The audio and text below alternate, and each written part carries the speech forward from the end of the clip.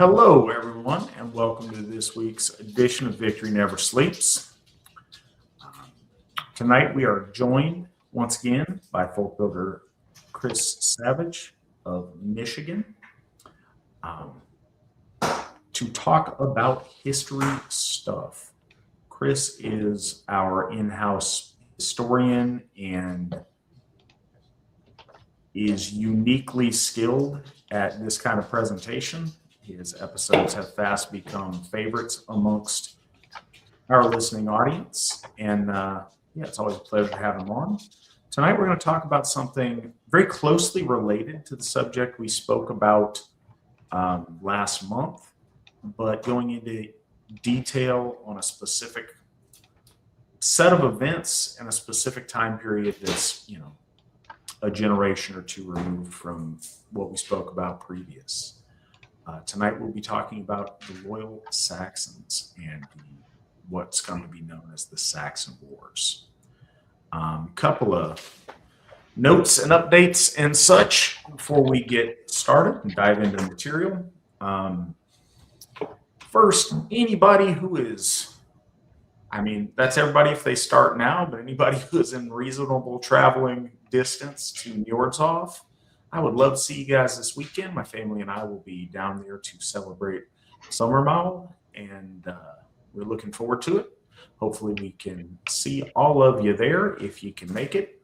If not, go to one of our other amazing Hofs because it is being celebrated at all of our Hofs on this Saturday. So we would love to see you this weekend, and wherever you find yourself, get out there, enjoy the start to summer.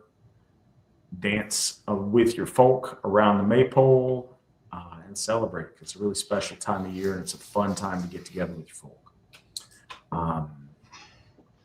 We got a couple of other fun things. So last week, I brought to you a fundraiser idea from folk builder Jill Gaffney out of Pennsylvania, and she was going to do a $300 dollar-for-dollar match on donations towards the Sigerheim Pavilion that we're working to get. That has been met, and we're very excited about that. And inspired by it, another member who chose to remain anonymous wanted to continue with that effort. And so we have an additional. The double continues. This time it is a $500 dollar-for-dollar match. So, every dollar you spend towards that pavilion until that 500 is met has the power of $2. So we appreciate all of you guys who've been so generous in giving. That is fantastic. We're very excited about that, very appreciative. Where are we at in our on that current or in the pavilion progress? Means we still need to raise $29,340, and we are 16.2% towards our goal. That means, see, I was going to be smooth and have it all figured out, but then I moved away from where I have my note. So $39 per member gets us pavilion today. Just to put it in perspective and kind of break it down amongst the assembly. So thank you guys, everyone who has donated towards that. Also, because I like to give you a weekly update on our progress paying off Freeshof. Again, you guys are super generous, so we have made tremendous progress. We are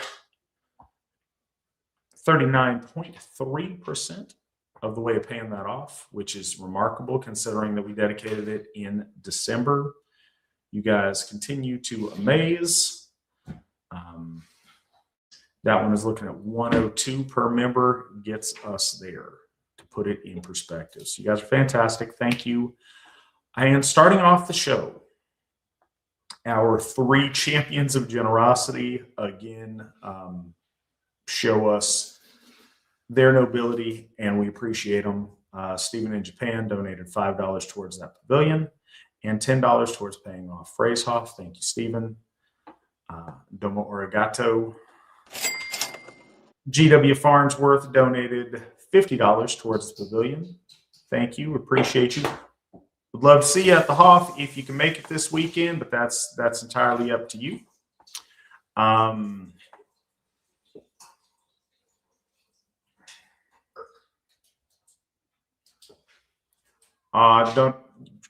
Cool. Anyways, I have a side conversation in my little backstage chat. Got confused. My fault.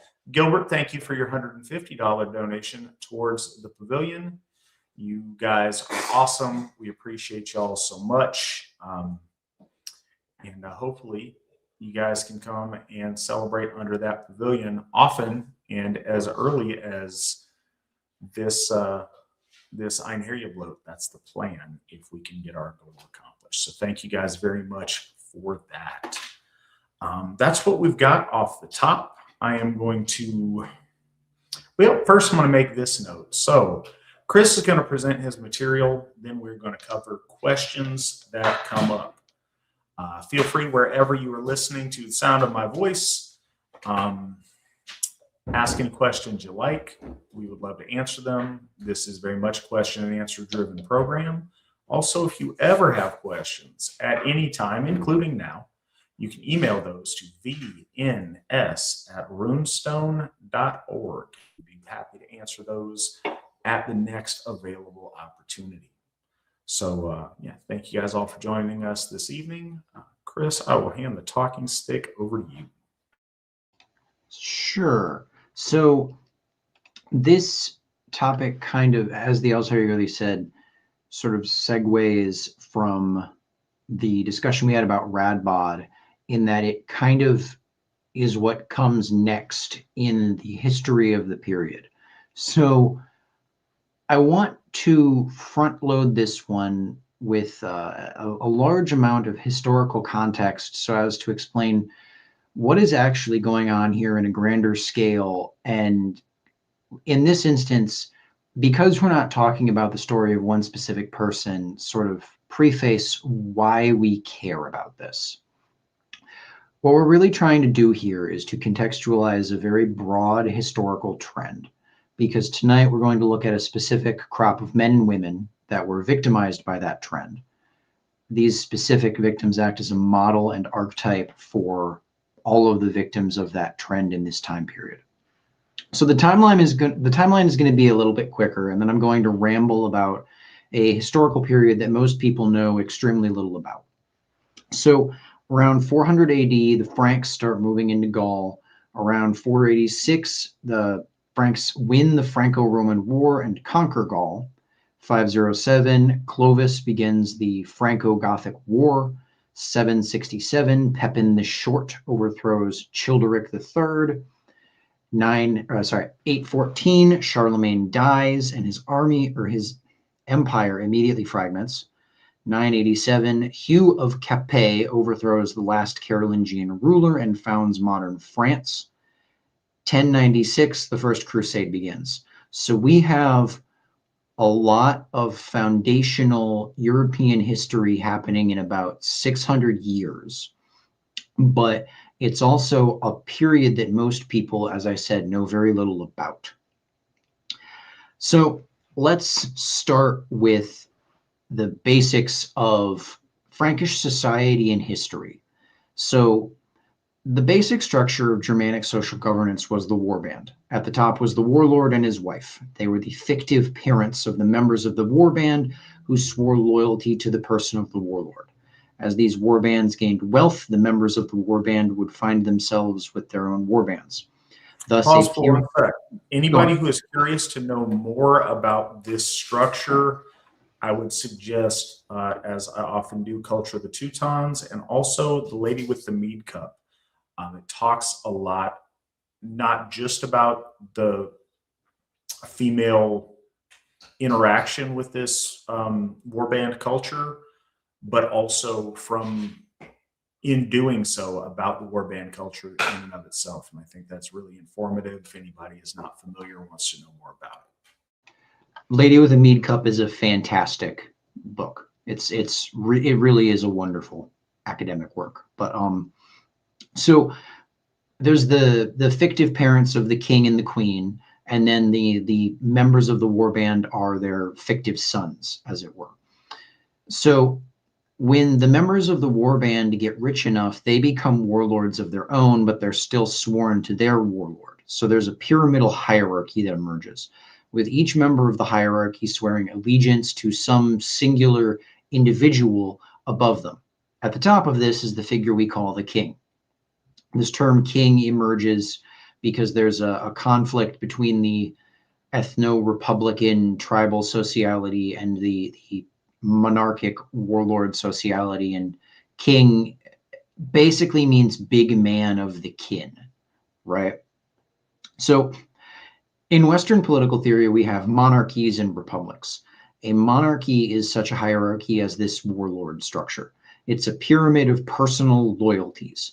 A republic, meanwhile, is membership in a corporate body. This is the nation, das Volk, the people, something like that. It's a body that contains the members of the society.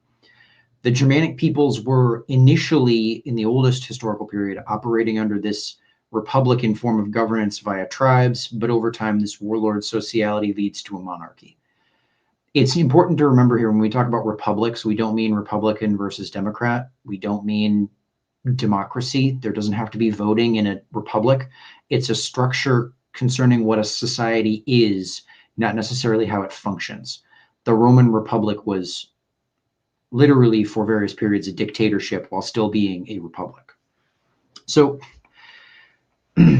these warband members come in from Francia into Gaul. Gaul is the Roman province where France is today. So these Germanic warlords and warband members come in, they take over, and they start extracting money and agricultural labor from the inhabitants of Gaul. And of course, they take it from each other. At first, there's an expectation that each rung in the hierarchy pays the rung below it. But eventually, as this system develops, the assumption becomes that each rung pays the rung above it. This is an important distinction. In the early Germanic warbands, the king is the ring giver. The king's job is to basically pay his thanes. In later feudal structures, the thanes pay the guy above them, right? So to reiterate, the dukes expect payment from the king, the counts expect payments from the dukes, the barons expect payment from the counts, and the soldiers expect payments from the barons. In the earliest days, this is usually in the form of booty and shared military might to bully the inhabitants of Gaul into paying their taxes. If you've ever seen The Sopranos, it's literally that. The DeMeo crime family is a smaller scale feudalism. As an aside, part of what makes this operation work historically is that the inhabitants of Gaul really seem to have preferred this to the prior Roman regime. The taxes that the Germanics levied were honestly puny compared to the massive Roman taxes. So the people involved in this don't really think of it as a government or a state like we do. This is really important to understand. They are conceptualizing all of this stuff as interpersonal relations. So if you go watch movies and you read about people in the feudal period, you hear a lot of like, think of the realm for the good of the land. There's no, but the ideals of the West or the transcendent principles. This is all about interpersonal relations. I'm buddies with this guy. He doesn't like that guy. There's no grander ideological justification for a lot of it. There's just me, the people that I pay, and the people that we extract wealth from, and the people trying to muscle in on our turf. And of course, the people whose turf we're trying to muscle in on.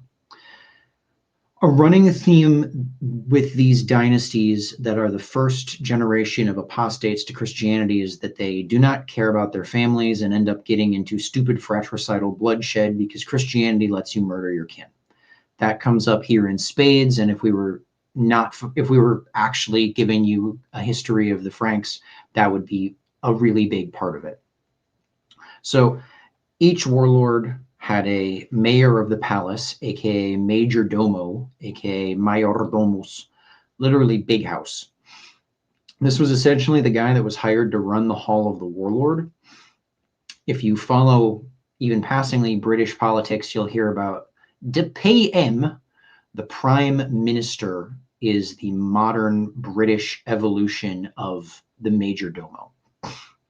So this is the guy that the king pays to run his house while he's off stealing booty from people. Only now the operation is much bigger. So he runs the household of the king, which happens to involve managing hundreds of commanders, tens of thousands of warriors, huge tracts of land, literally too huge to count. The fact that no one at this time knows how much land they own is actually a big problem. But stuff like that. As the kings make increasing numbers of enemies, the kings increasingly start hiding behind the major domoi, domi, whatever, when they're not on campaign. But this gives the major domo a huge amount of power to actually run things because he is literally paid to run the show for the king on top of the king not being present. So there's a huge pressure to pick a good major domo so he can run the kingdom. But he also can't be too good or he'll take power himself because the major domo actually runs the show. There's also pressure to make one's children or siblings your major domo because they are loyal and you want them to be useful. But because of Christianity, there's also no reason to not just betray everyone around you if they stop being useful to you. That includes your family. So fathers and sons and brothers and uncles are all betraying each other throughout Frankish history. At this time, these Germanic kings are basically military commanders that are entirely reliant upon bribing and threatening to kill literally everyone to stop them from rebelling. So the king constantly has to be rallying an army to go fight in order to acquire the wealth to bribe his soldiers because they need bribes on top of their taxes that they're already acquiring. Eventually, the kings started deputizing lesser nobility and the major domos to handle military affairs as the kingdom starts requiring multiple armies fighting on multiple fronts at once. If you look into this period in history, the king is constantly doing this zigzag from front to front with his army. And eventually he needs to start doing multiple zigzags. So he has to now get commanders and now there's another guy with an army. Why can't he just take over? So what is this? What really is the resulting body politic that emerges from the Frankish conquest of Gaul? This is a giant extortion racket run by glorified bandits. There is zero separation between the administration, the military, and the personal relationships of the individuals involved. Because the hierarchy is a pyramid of pyramids, many of any given king's soldiers are gated by someone else. So the king has this tension between wanting to maximize the number of men directly loyal to him so as to minimize the chance of any one branch refusing to play ball, but he also has to have some hierarchy to parcel out management of territory because he can't personally run it all. Additionally, the more nodes he has under him, the harder it is to manage all of them at the interpersonal level. So he wants to make the pyramid simultaneously very thin and very tall, but also very fat and very wide. And figuring out the right ratio is the trick here. Over time, the Frankish kings become increasingly reliant upon the major domo because the major domo shields them from the commanders. But eventually the major domos get the upper hand and realize they can just shield themselves from the commanders with the kings. Finally, we have this tension present in which the commanders see that the major domos hold the real power in the regime, and as such, choosing the major domo is of paramount importance, more so than choosing the king. So they eventually start forcing major domos upon the kings. Pause the system for 1 sec. Go on. Take a pause for the cause. Timothy in California donated $100 towards the Sigerham Pavilion. Thank you, Timothy. By the power of our anonymous donor, you have made that 100 into 200. Thank you. And we also have a Leroy, I believe. I've been corrected on pronunciation. From your great state of Michigan. What is y'all's state nickname? We have several. The Mitten, Winter Wonderland. I think the state government chose Water Wonderland too. That one's kind of lame. Okay, those are rough. I apologize for asking embarrassing It's questions. the Mitten. What's wrong with the Mitten? The Michiganders. Also, so Leroy donated $10 each towards Phrasehoff, towards the pavilion, and towards the steeple. Much appreciated. Thank you very much. And you're also a frequent donor to the program, and it's much appreciated. It's good to see you here, and thank you, Leroy. Thank you. As he Continue, said, sir. Michigan, come here on vacation, leave here on probation. All right, back to history. Just gonna ignore that one. Okay, so this system is a much rougher form of feudalism and does not yet have the peasant aristocrat distinction ironed out. The feudalism that characterizes the medieval period really emerges from the eventual contradictions and inefficiencies of this specific extortion racket. So, as an aside, at this time, the Frankish government conceptualizes this distinction between Franks and Romans. And within Romans, there's Romans and Gauls. And eventually the Romans start being people that used to live there because the Frankish government monks, people just stop calling themselves Romans, right? The idea of peasants and aristocracy and like this almost caste system does not exist yet, right? So do you want to throw in the first image, Nick? This all leads us to the actual shape Not really, but I'll do it. of the Frankish Empire. So this is Francia. Francia, as we know it, was started by Clovis, aka Chludwix. He followed Frankish tradition and split his regime between his 4 sons, because remember, this is all in interpersonal relations. Keep this up for a second, Nick. Chlothar got North Neustria.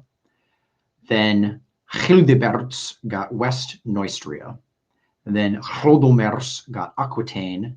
And Theodorich got Austrasia, right? So Burgundy, which shows up later in this on another map, ends up getting absorbed around 533, but it's actually formed out of a separate Germanic tribe, as is Alemannia on this map.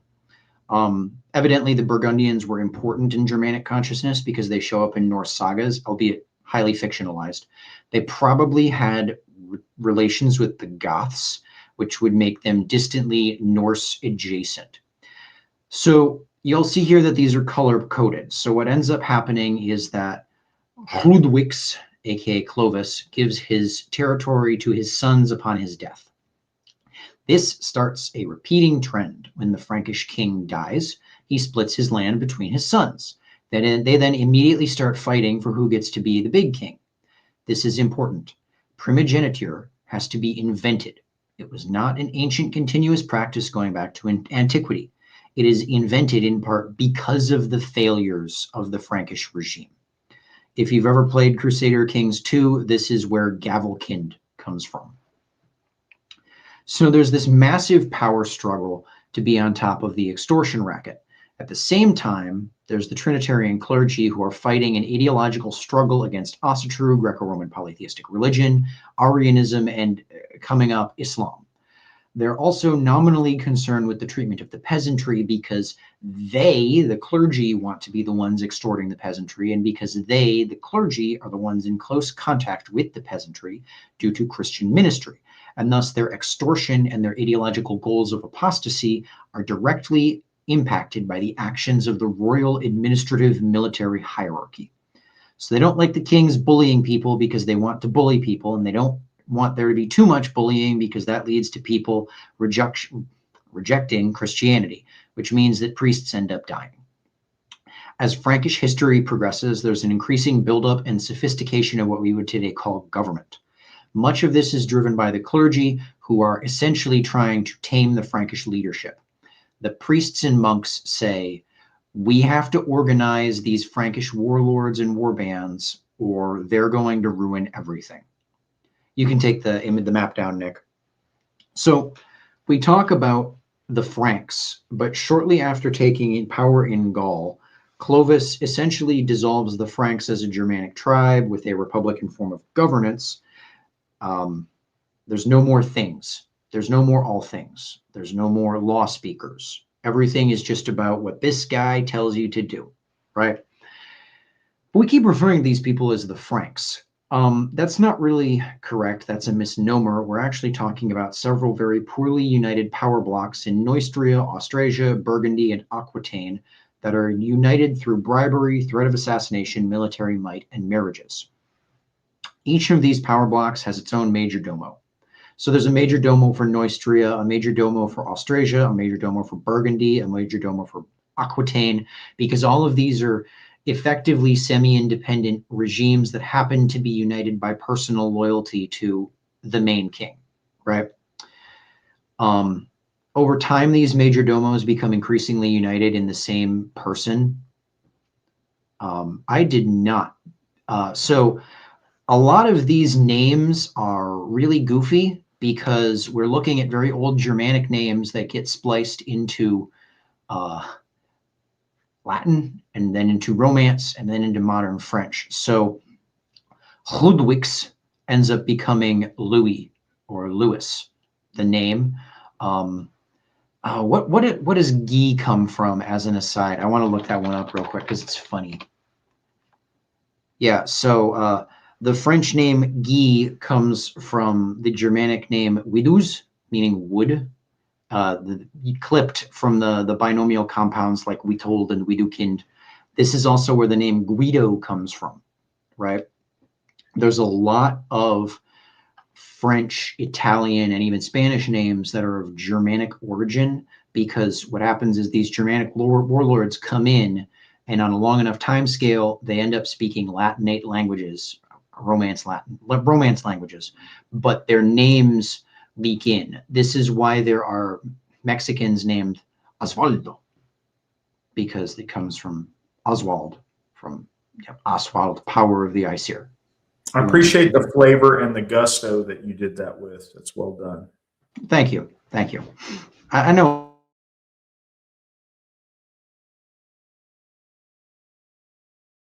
Chris, you are muted. Okay, sorry. I said, okay, where are we here? And then I found where we were.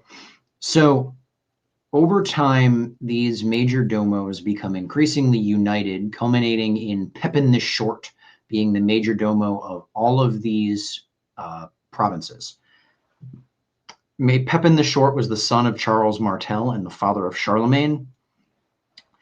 Pepin the Short realizes he could just simply take over by formally shaving and imprisoning Childeric III, the last Merovingian king, and then taking power himself as the king and major domo of each province.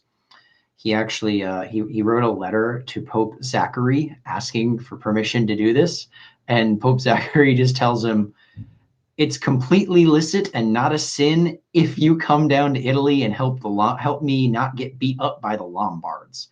So that shaving bit, the king of the Franks would wear a long, probably wasn't ugly, but an untrimmed beard and very long hair as a symbol of his power and authority and majesty. And as the Frankish king, as the Merovingian king becomes increasingly irrelevant, the hair increasingly becomes this kind of like, almost like sissy-like characteristic, like, because it starts out as a similar thing to the idea of like Chinese bureaucrats not clipping their pinky finger, because it's like, look at me, I spend all day writing. I don't have to trim my fingernails to go toil in the rice fields like you peasants. So the king starts out having this long hair because it's like, I can afford to grow my hair out. I've got boys to get in between me and someone that wants to kill me. And then by the end, it's just this kind of, look how useless he is. He can't fight. He'll trip over his own beard kind of thing, right? So who are the Merovingians? There's two dynasties of note in this story. There's the Merovingians and the Carolingians. The Merovingians are the dynasty started by Clovis. They rule from 481 to 751. However, they quickly become sidelined by the major domos. Eventually, the Carolingians take over and oust the Merovingians formally. But it must be stressed that these dynasties are not real. The idea that any of these people at this time care about the generation after or prior to them is a complete fiction by later ideologues attempting to backport later medieval notions of dynastic politics onto an earlier time. This is why the Carolingians are actually named after Charlemagne and not Pippin or Arnulf, the nominal founders of this dynasty. These two men found dynasties that merge and become the lineage that results in Charlemagne. hence why they're the Carolingians. The Merovingians, however, are actually descended from an individual named Merovech, whose name means sea bull. A late Christian tale tells us that this comes from when King Clodio's wife was impregnated by a half-bull, half-shark sea beast sent by Neptune.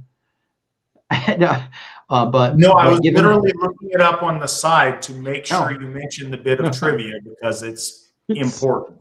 It's And I have an aside once you're done with this telling. But given how Germanic names work, Seabull here could have just been some guy, and this could mean he was like a great sailor. It doesn't necessarily mean he was literally like a sea monster sent by Neptune. So this sea monster theory could be just some crackpot monk coming it up to explain the name. But speaking of crackpot monks, so my aside is this. You run into some strange types on the internet, and you guys may have heard me mention Dr. Flowers on here a number of times, the preeminent runologist of our day. His ancestry links back in some way to the Merovingian line, and a criticism and grounds for a mentally deranged, pink-haired she to try to take ownership of the Rune Guild and overthrow Edred. Dr. Flowers goes by the pen name Edred Thorson. Was that he is ineligible because he is the offspring of a sea monster, and that was leveled against him as a charge.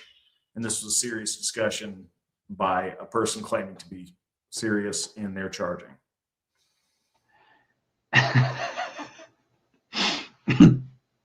So just to throw in here before we move past the sea beast, specifically Greek genealogies typically begin with an eponymous ancestor who often has some kind of miraculous birth that then splices into the main line of humanity. Like Zeus throws down a lightning bolt, it hits a rock, this turns into a dragon, the dragon takes a wife. That's where Rockacles and the Rockaclidii clan comes from, right? And when Christian monks start writing down things for the Germanic world, and this is hard to prove or disprove because of the paucity of sources that we are left with, but there's an academic theory that a lot of these strange, and then this lineage was founded by a sea monster kind of stuff, comes from an attempt at legitimizing some of these dynastic foundings off of Greek models, right? So it has to be founded by a sea monster because that's how they did it in ancient Greece, right? All right, moving on. So did I not tell? Before you move on, Jeffrey, thank you. He donated $20 towards our pavilion. Thank you, Jeffrey. Thank you. And due to our anonymous challenge guy, your $20 has earned us a vote. I appreciate that. Thank you. Thank you for your generosity, everyone. It really means a lot. It's very helpful. All right. Nick, throw up image 2 here. All right, so this is a cleaner map of the Frankish Empire. As I said, Burgundy starts out as an independent Germanic tribe and ends up getting absorbed in. So let's look at the frontiers of this empire. To the southeast, Italy is run by the Lombards. The Lombards were de jure Christian, waffling between Trinitarianism and Arianism, but de facto worshipped the Aesir at all levels of society into like the 700s, if the sources are to be believed, when public worship of the gods began to be suppressed. Lombardy is really interesting in other stories. The Lombards here are basically they're basically the Germanic tribe / kingdom that holds Italy, although they do not hold the area around Rome, which is run by the Pope. The big summation of all of this is that the Romans, as in the city of Rome and its periphery, ally with the Franks against the Lombards and the Byzantines, both of whom have ideas about conquering Rome and putting their puppets on the throne of St. Peter. Side note and point of connectivity to the Longobards, who became the Lombards, their name was attested to in our lore as being the chosen of Frigg in a competition with Odin on who would win a battle. And the trick was the women would tie their hair in front over their face as if they had long beards instead of long hair. And it came to be kind of a fanciful telling of their nomenclature, but you may hear that story in our lore and recognize that. Also, when we did the discussions about the Volsunga saga, the Burgundians are mentioned in that cycle quite a bit. A lot of people might not know where Burgundy is, modern folks, and this gives you a good understanding of that on this map. It's kind of southeast France, right? That's Burgundy.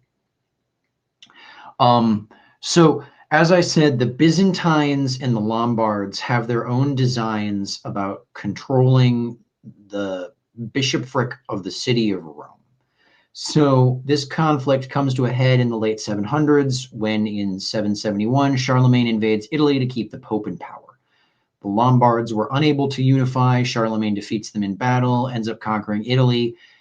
This all results in the Ghibelline versus Guelph conflict. I want to just kind of take a minute to talk about that, even though it's not really relevant to this story, but it shows how important this period is, while also, showing how fundamental this period is. Okay, so the Roman Empire gets split west and east because it's really hard to manage all of this stuff.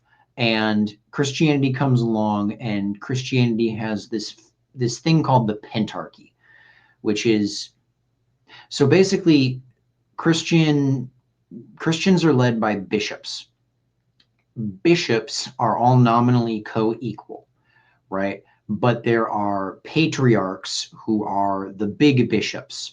The 5 patriarchs, the Pentarchy, are the bishops of Rome, Jerusalem, Constantinople, Alexandria, and Antioch, right? 4 of those agree that the Patriarch of Constantinople is the first among equals, the one in charge. The bishop in Rome starts saying, no, I am. And I'm kind of speed running a really complicated theological and historical phenomena to get to where we care about in this digression. But the Byzantine emperor says, nuh-uh, you work for me. Because in Eastern Christianity, the church works for the emperor. Is that the case in Western Christianity? Well, that's a big discussion. So the Byzantine emperor says, nuh-uh, you work for me. Everyone works for me. I'm in charge. God put me in charge. If you don't like it, I'm going to beat you up and kill you. And so the Byzantine emperor says, hey, king of the Lombards, go to Italy, beat up the Pope, and replace him with whatever goon you feel like. The Pope then turns to the Franks and says, hey, we'll let you do whatever you want if you come and keep the Lombards and the Byzantines from overthrowing the papal regime in Rome, right? So what eventually ends up happening is Charlemagne just gives territory to the Pope, as if the Pope were like one of his goons in the feudal regime. And this leads to the Pope being a secular monarch of the city of Rome and an ambiguously bordered area around the city of Rome. So this leads to the Pope not just kind of being this abstract bureaucracy, or the papacy not being this abstract bureaucracy, but being an actual independent regime with an army and a tax base. So does the king, the emperor, work for the Pope, or does the Pope work for the king or the emperor? That is a fundamental rift in Western political and theological history, and it's typically called the Ghibelline versus Guelph conflict, but every single country in Europe has its own little variant of it. So like in France, this is the distinction between ultramontanism and I think it's Gallicanism. Gallicanism and ultramontanism. Ultramontanism is the Pope runs everything. Gallicanism is the king runs everything. And then there's Febronianism and Josephinism and all of these other silly names that basically come down to the king is in charge versus the Pope is in charge. That characterizes Western political theory to this day. Even though the Pope isn't really in charge anymore, the idea of an ideological force as opposed to, simply put, the nation state, that's still a thing we discuss in Western political theory to this day. Because of this time, because of this just give the Pope to the peasants. What do I care? Throwaway gesture. Do you want to say something about this, sir? I don't, but I do want to say something about Nick in Ohio who donated $20 to BNS. Thank you, Nick. I appreciate it. And while I'm on it, and I got the talking stick for a sec, I will say this relationship between temporal and sacral power is fundamental to a lot of the things that Julius Evola writes about. He is very interested in the Guelph-Ghibelline controversy.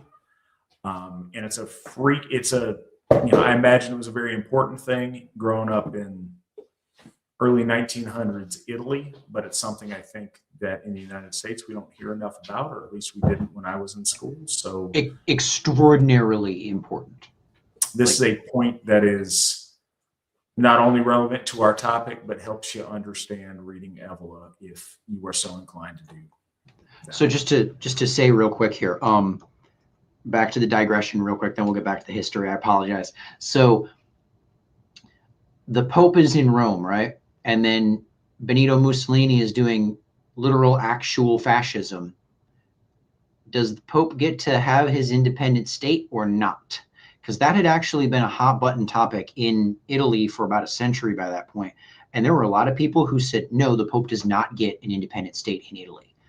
Evola was actually on the side of Benito Mussolini basically just drafting the Pope. I'm being a little flippant here because we just moving on quickly here, but Benito Mussolini did not listen and gave the Pope a shell country, the European microstate of the Vatican City. The Vatican is an independent country because of Mussolini's decision there, right? So technically, go on. I was just going to say, side note on Evola and Mussolini, Il Duce was genuinely afraid that Evola would put a hex on him, and he didn't want to get any evil eye stuff going on from Evola. So right, there's that. Okay, so back to Francia. All right, 1,000 years prior to that. To the west was Brittany, which is that little peninsula coming off of France. This was a Romano-Celtic province that resisted Frankish rule by allying with literally anyone and anyone that would fight the Franks/France for literally any and every reason. At several points, centuries after this tale, the Brittany actually acted as a frequent ally and patron of Viking crews, because when these Scandinavian pirates showed up, Brittany was like, oh, wow, you're going to make things worse for France? Count us in, right? Brittany actually only joins France in 1490, for reference. 700 years after today's tale, Brittany becomes part of France. So further west was Britain, which was really only distantly of concern to the Franks. The people in Britain, however, were very concerned about what was going on with the Franks. Go see the episode that we did on the loyal Anglo-Saxons for more of what was going on the ground at that time. So to the southwest was Navarra and Iberia. Iberia was inhabited by a complex combination of native Iberians, Vascognics, Celts, Romans, Greeks, North Africans, Levantines, a lot of people. Then the Visigoths took over. This is a Germanic tribe. ostensibly the Visigoths were Arian Christians, but what religion really looked like until the Muslim period starting in the 700s in post-Roman Iberia is really messy. The Muslims don't seem particularly concerned with practitioners of shirk, that is polytheism, but we also don't see much organized or really disorganized Christian opposition to Islam. So what exactly the Iberians practiced religiously is kind of, it's up in the air. All right. Speaking of the Southwest, 496, Clovis wages war against the Visigoths in Gaul, essentially ridding the region of them and gathering entirely in his hands their tax base. They remain concentrated in Septimania, southeast Gaul. So this is when the Franks get control of Aquitaine, because they start out only with Neustria and Austrasia. In 500, Clovis invades Burgundy to steal its tax base and acquire booty for his soldiers. This is when the Franks get southeast France. 507, Clovis moves to take Aquitaine, southwest France, to, you guessed it, steal its tax base and get booty for his soldiers. 711, Tariq ibn Ziyad leads his Muslim forces into Iberia and basically takes it in one swoop, except for the Basque country, which is very mountainous, and the Basques are a thorn in the side of basically anyone who wants to march into or out of Iberia to this day. So you want to throw up the third map about the Umayyad Caliphate, Nick? This is the Umayyad Caliphate. When we talk about Islam at this time, this is what we mean. So they basically send a guy to march into and take Iberia at the same time that they're engaging in this large-scale conquest in Persia. This is this tremendous explosion of Islam throughout the southern and kind of southeastern Roman world, as you know, the Dar al-Islam comes to blows against Rum, as it's called.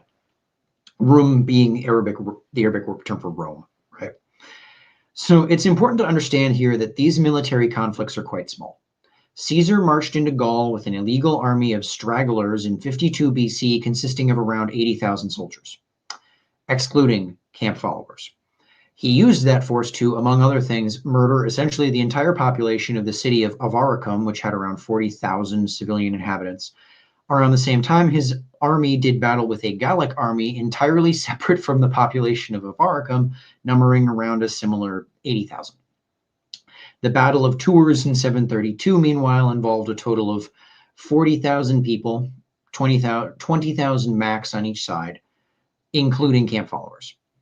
Europe experiences a very drastic population decline as Rome falls and only really starts coming out of it around 1000 AD. So when we talk about battles and invasions, understand we're talking about relatively small numbers of people here compared to the figures you might hear about if you go looking in classical history. All right, 719, the Muslims take Septimania, South Gaul, along the coast. Okay, one sec, because it is a relevant question from the chat. Is this post Ottokar and Theodoric the Great time frame? So it's post Odoacer. Sorry, I'm just confirming a number here.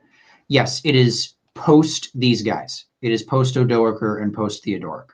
By how long? So Odoacer died 493, and in this southwest, we're talking about the southwest of Francia, which is literally the opposite direction from where the people we want to talk about are from, because it's necessary to contextualize some stuff that goes forwards in how this period is seen today, right? So Odoacer is the king of Italy who deposes Romulus Augustulus, the last Roman emperor. Odoacer dies 493. Then we have Theodoric the Great, who is this important Visigothic king. He dies 451, right? So at the same time that these guys are basically ending the Roman Empire in Italy, the Franks are moving in and taking over in Gaul. And from the Gaulish perspective, the Romans living in Gaul, when this happened, it was kind of like, oh crap, Italy's gone. There's no more Roman empire in Italy, right? So the Romans in Gaul give us a perspective of people roughly equivalent in America of like, oh, the East Coast now belongs to France. Oh, like this polity is now over. We are now doing something different. And they got to watch that in real time. This period where we start, so Odoacer, let me get the specific date. When did he actually kick Romulus Augustulus out? So Romulus Augustulus was deposed in 476. Tariq ibn Ziyad conquers Iberia in 711. So 250-ish years later, right?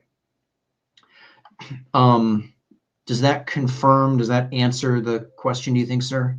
It does, in fact. But while I have a talking stick, Gary in Washington donated $10 towards Phrasehoff. Thank you, Gary. We appreciate you.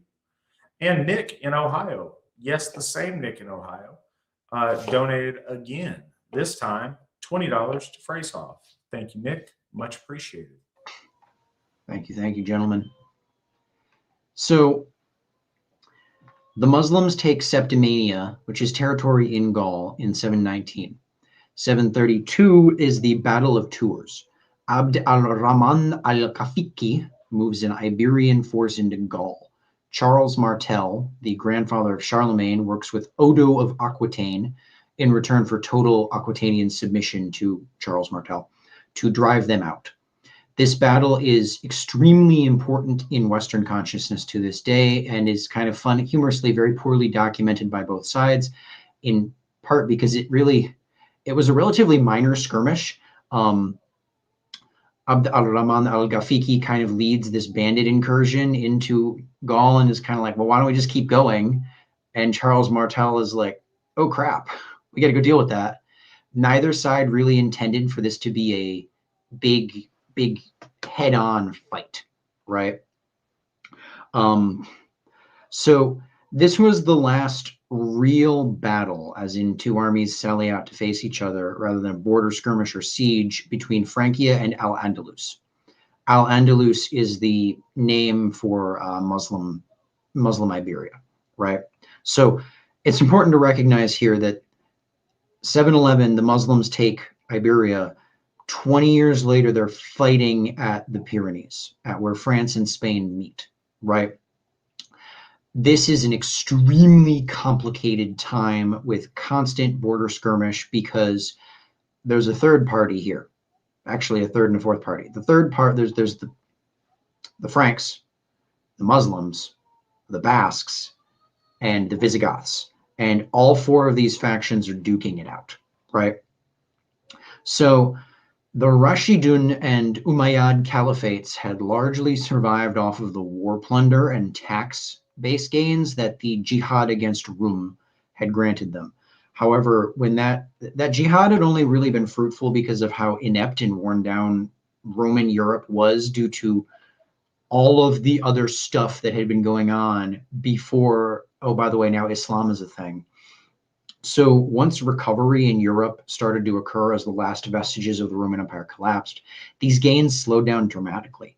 The Umayyads would actually collapse in 751 when a result in Khorasan, northern Persia, leads to the rise of the Abbasid Caliphate, which had a decisively less European-facing geopolitical worldview.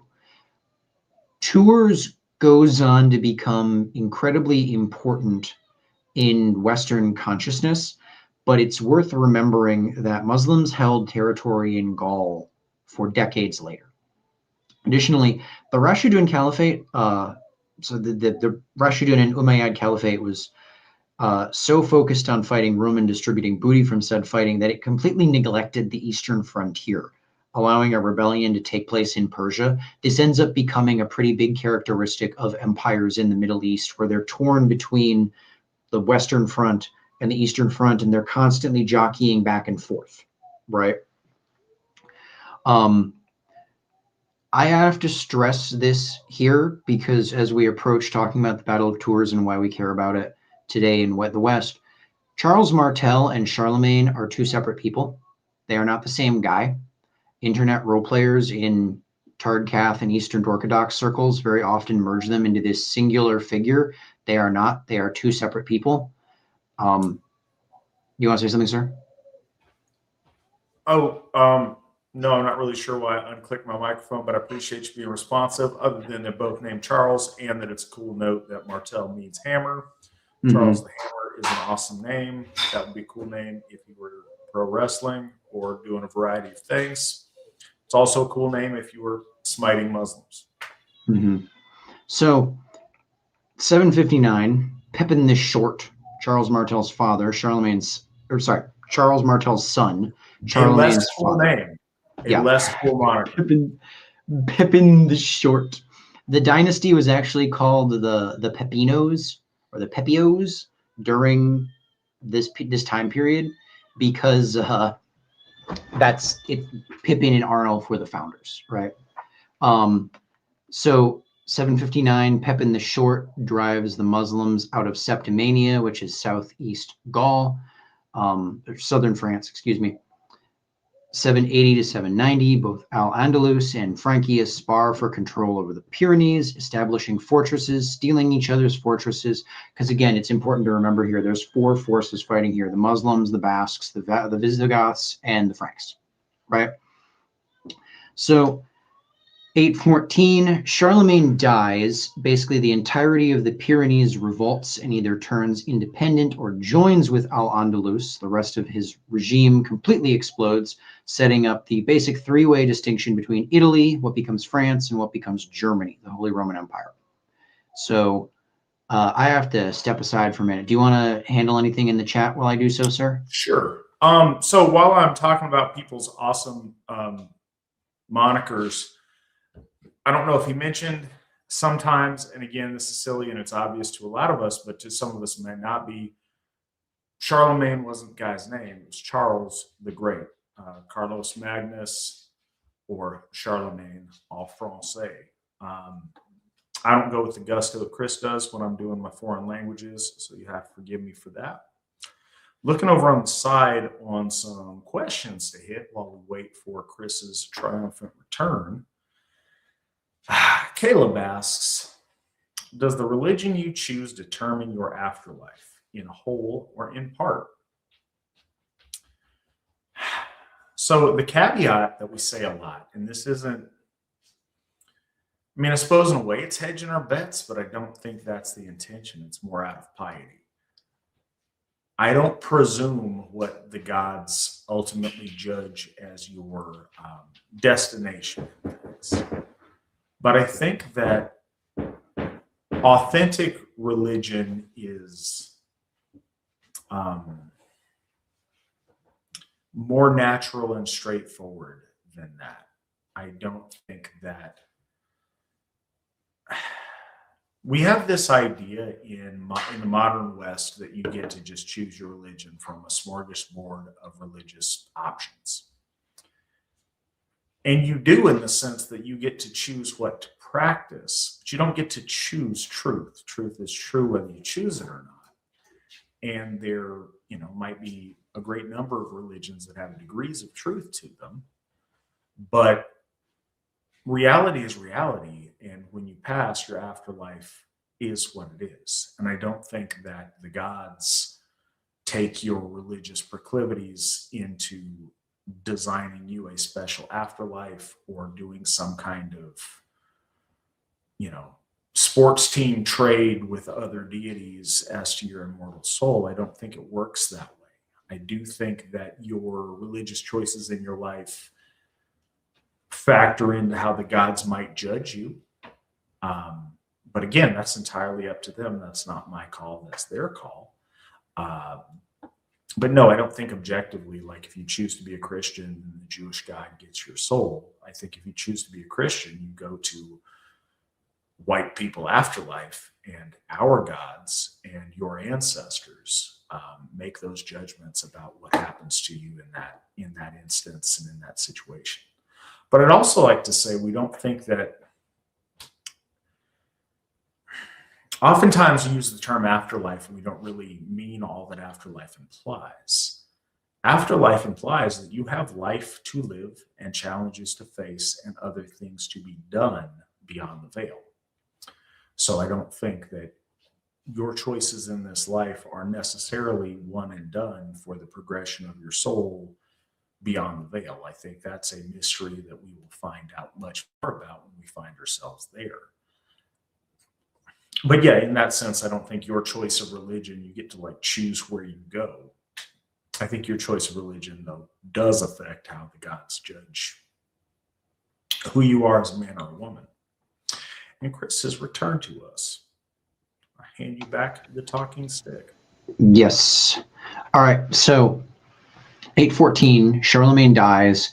The Pyrenees revolts and either turns independent or joins with Al-Andalus. The rest of his regime completely explodes, setting up the basic three-way distinction between Italy, what becomes France, and what becomes Germany, the Holy Roman Empire. So the Carolingian dynasty ends in what becomes Germany in 911 when Louis the Child died without heirs. He was 18 and probably killed himself. The nobility elects Conrad of Franconia as their king. This essentially begins the Holy Roman Empire as we come to know it. The Carolingian dynasty ends in 987 in what becomes France when Hugh of Capet dethrones the last Carolingian king.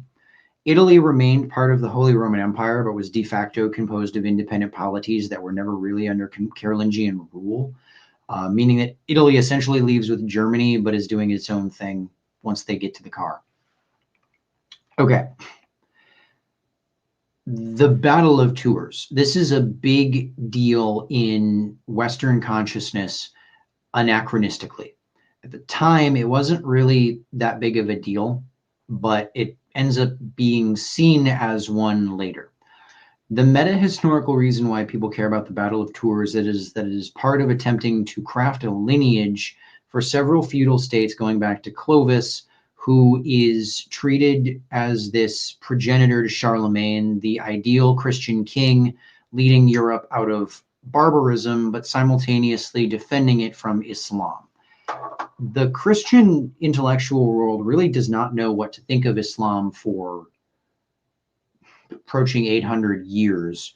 The first 400 years, certainly it's seen as a very foreign, strange thing, but barely understood. Many Christian intellectuals up until relatively recently did not understand that Muslims were monotheists. Like, it's very common for many Christian intellectuals to very earnestly believe that Muslims worshipped the evil trinity of Baphomet, Mahomet, and Apollyon. Apollyon isn't Apollo. Apollyon is a demon from Jewish demonology. And, you know, Mahomet is one of the evil gods of Islam, in addition to Muhammad being the evil prophet. It's not really well understood at the time, right? And they don't really see it as anything other than a sort of opponent until the Islamic world starts having philosophy and theology leaking into the Christian world. You look vexed, sir. Do you want to say something? No, I just want to ask, and it'd be better for a side chat, but it is what it is. Are you going to talk about end times theology as relates to Christian worldview in this period? I wouldn't, but if I wasn't planning on it, do you have something you want to say? We could ramble about that. That's yeah. Just some of the thoughts about the evil of Islam at this time. You may have noticed some of what Chris was saying. Christians, and it's very relevant to our day right now with our war, the United States and Israel's war with Iran. It's very common, literally since the time of Christ, to see the end times as right around the bend. You start seeing that a lot very early on and then they get bored with it and are like, all right, we think it's going to happen. We don't know. Cool. We'll chill for a little bit. As you start approaching the first millennium, people start looking at that a little bit more. And the idea of some of the rise of Islam and the rise of a very powerful non-Christian force, those are always cast in Antichrist. And so you have you have the devil and his Antichrist in Muhammad, and you have those kind of things. And a lot of those come into play and crystallize around the forming of the Holy Roman Empire with Charlemagne in this period. Again, the Christian theologians and church fathers in these days are trying to figure out what that looks like. It's, I suppose, akin, in my own point of reference, coming from Jehovah's Witnessism for a time. I think I coined a term. I don't know if it's an ism, but whatever. They would come up with calculations and be like, aha, the end's coming in this year. And then it doesn't. And they're like, all right, back to the drawing board. We did something wrong. All right, the end's coming this time. And so they keep having to recalculate, but they keep recasting the characters in a, I think what they call a millenarian framework, to where the end is imminent and Christ's return is imminent. It's whatever the big bad is at the time. Clearly that's the Antichrist. Clearly this relates to the prophecies of Daniel or Revelation. And some of that goes on during this period, but it's remarkable how it flips a little bit once, okay, I thought it was going to happen and then it didn't happen. Now we need to have geopolitical relations with the Antichrist or whatever that looks like. Are you going to mention Charlemagne's elephant? I was not, but I want to point out the word millenarianism is so called because come around 1000 AD, there was this massive belief that the end of days was like right around the corner. It was just, okay, it's coming.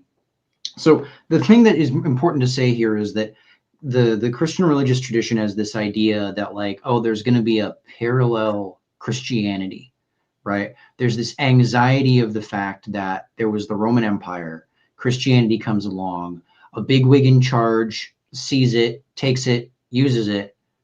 Well, crap, that can happen again. So there's this deep theological anxiety with the idea of an and when we say Antichrist, we don't necessarily mean that he's opposed to everything that Jesus says. Anti in the sense of an anti-pope and opposing the other, right? Yes and no, because a lot of the time they do take it, they make it like a bizarro Superman. They try to, but it's very strange. And as you can see, there is a wide variety of these things that are conflictingly true and simultaneously true, as there's a mad dash amongst theologians to try to position themselves right for the end times, and local potentates to position themselves right to maximize the political effect of leading the armies of Christ against the Antichrist at Megiddo or Armageddon. And all right, let's back this up a minute here. We're talking about a battle that takes place in the 700s, how it relates to Christian theology around 1000 AD. What's important is that this battle becomes important 300 years later when these millenarian end of the world, the Antichrist is here, thoughts appear. So the Franks don't really care about the Antichrist. They don't really care about Islam, except in as much as there's these guys in Iberia that are fighting us. But honestly, the majority of the Muslim forces were just Iberians anyways. So it's literally just a struggle between the Franks and the Iberians, right? So why this becomes important is because the anti and Antichrist properly means the other Christ. He leads the parallel enemy church that is trying to found or take over a state that is in opposition to the good Christian realm. So around 1000 AD, the Islamic world starts getting really coherent, and it starts having this tremendous philosophical and intellectual output that starts leaking into Europe. Thomas Aquinas ends up writing all of his theological works because years after 1000 AD, because he and many other Christians look out and see that they are completely outmatched by the Islamic intellectual world. Part of this is because the Islamic intellectual world just had a better relationship with philosophy, like Greek philosophy going in. It's really complicated and not worth talking too much about the specifics, because from the Christian perspective, this matches what they were waiting for. The parallel religion with its parallel empire trying to lead people away from truth through a very similar but nonetheless false on technicalia doctrine, right? And so around 1000 AD, people start looking back in history and trying to find coherency in the Christian religious and political tradition. How can we start opposing this stuff? What does Christian opposition to Islam and even paganism look like? Because remember, until Tours, really, Christianity in Western Europe did not have any kind of meaningful contact with a hostile state actor.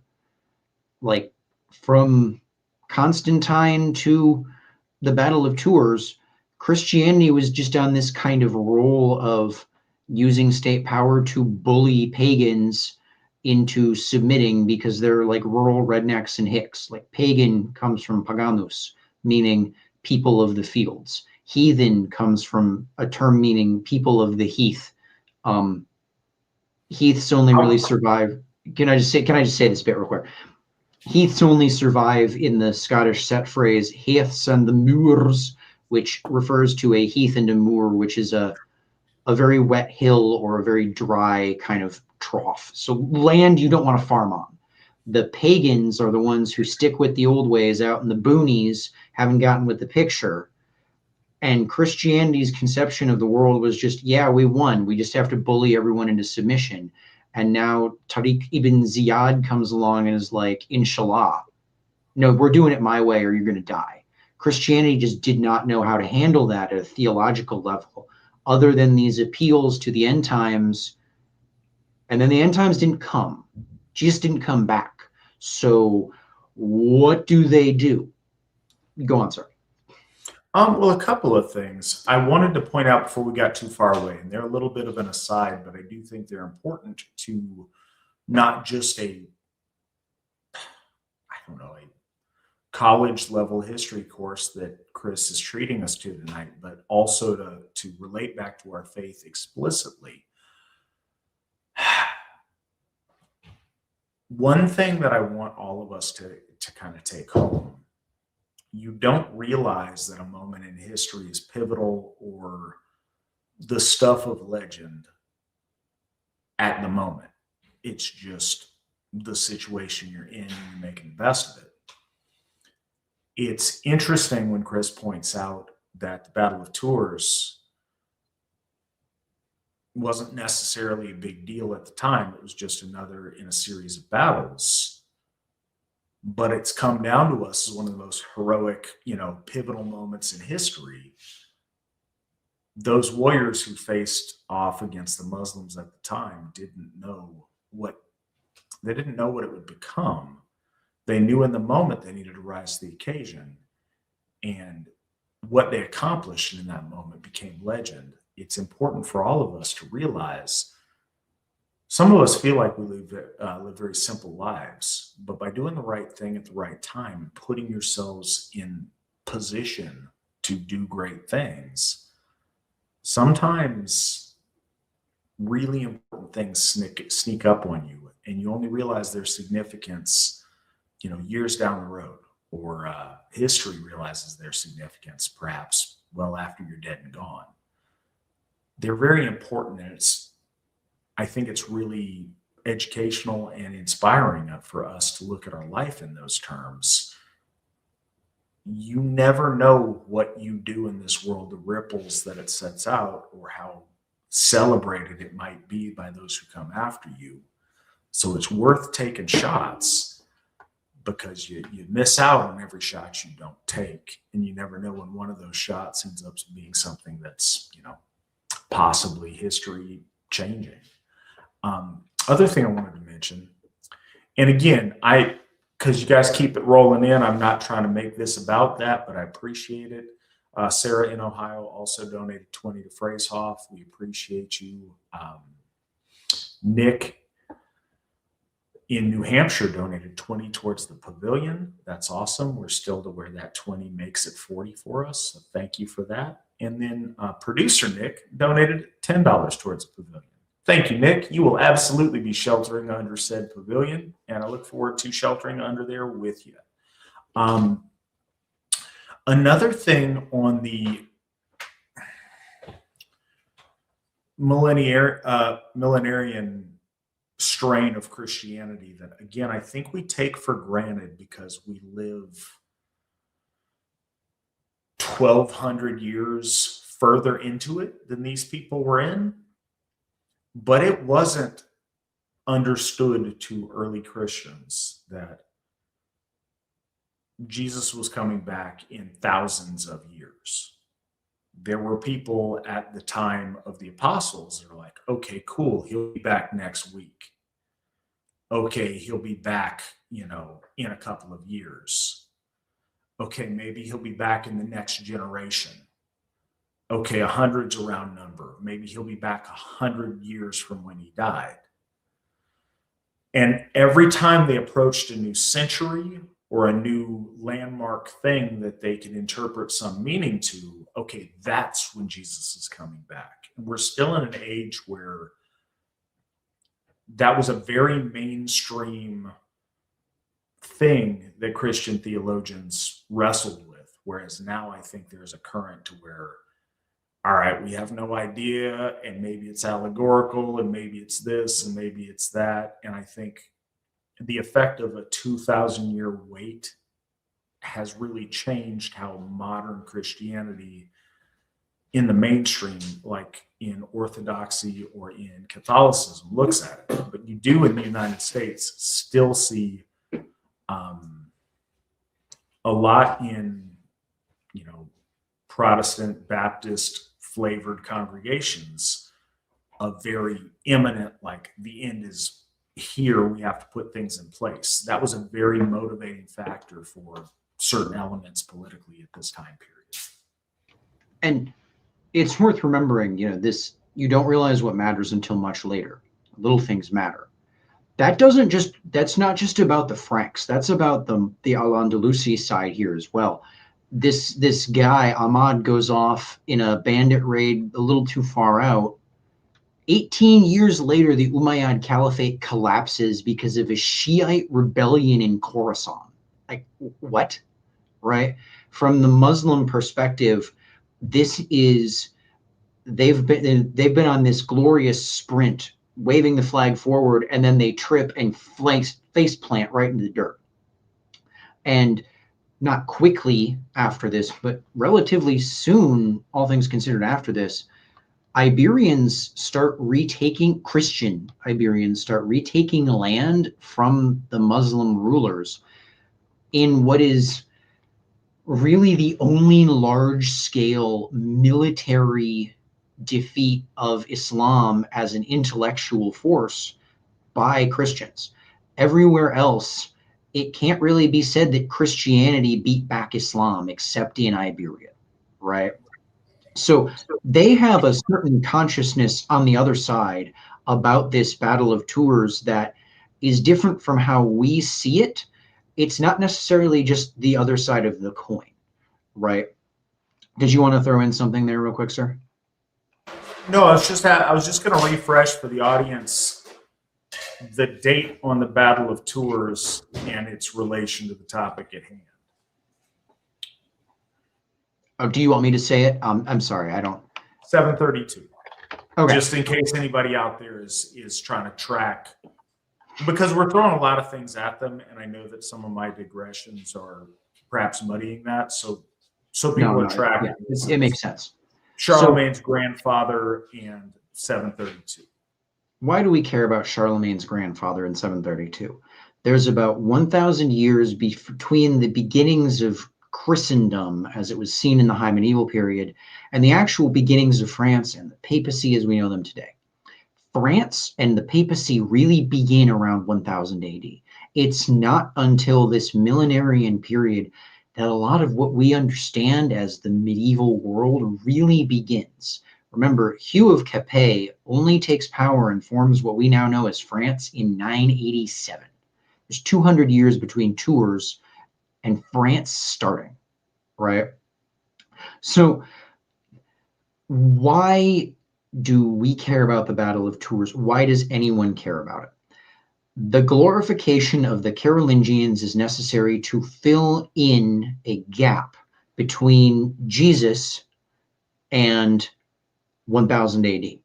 It is necessary to construct the idea of Clovis and Charles Martel and Charlemagne as these wonderful Christian kings that lead Europe out of barbarism and into a glorious Christian future, in part to just figure out what a Christian future looks like, but also to justify all of the problems that arose from Merovingian and Carolingian rule. Remember, these Carolingian and Merovingian kings are really immoral, like murdering their sons, betraying their brothers, immoral. So there's an attempt to smooth over the failings, in addition to constructing what it means to be a Christian opposing Islam, in addition to constructing what a Christian world order independent from the assumption of universal Roman rule looks like. This is actually two parallel narrative strains that are being constructed here. One is that of a single unified France, which is the sole legitimate European polity, making it as such justified in conquering all other European polities, and that of a single unified Christendom, which is justified in offensive action against European polytheists, heretics, and Muslims. On the French front, firstly, there's an attempt at creating a glorious and continuous past into antiquity for the very new and very young Capetian state. Secondly, there's an attempt at dealing with the uncomfortable fact that despite ruling in France, the Franks were actually Germans. Like Clovis becomes Louis. Clovis referred to himself as Ludwix. Like he didn't go by Louis, right? Thirdly, there's an attempt at smoothing over the legitimacy problems that arose from Hugh of Capet, essentially just stealing the crown from its rightful owner, right? On the Christian front, the Pope at this time is trying to wage several offensive wars against the Islamic world by venting excess Germanic warriors into the Dar al-Islam, the House of Submission. That's their equivalent of Christendom. This is new for Christianity because up until this point, Christianity had just been the spiritual bureaucracy of a vast empire that ruled the world through the fiat of Jupiter. There weren't really ideological opponents to Christianity. They were just thought criminals to be tried in the court of law. But now the Pope found himself arrayed by a great number of enemies. Firstly, again, Islam wasn't going away, and it posed an intellectual and military threat to Christianity.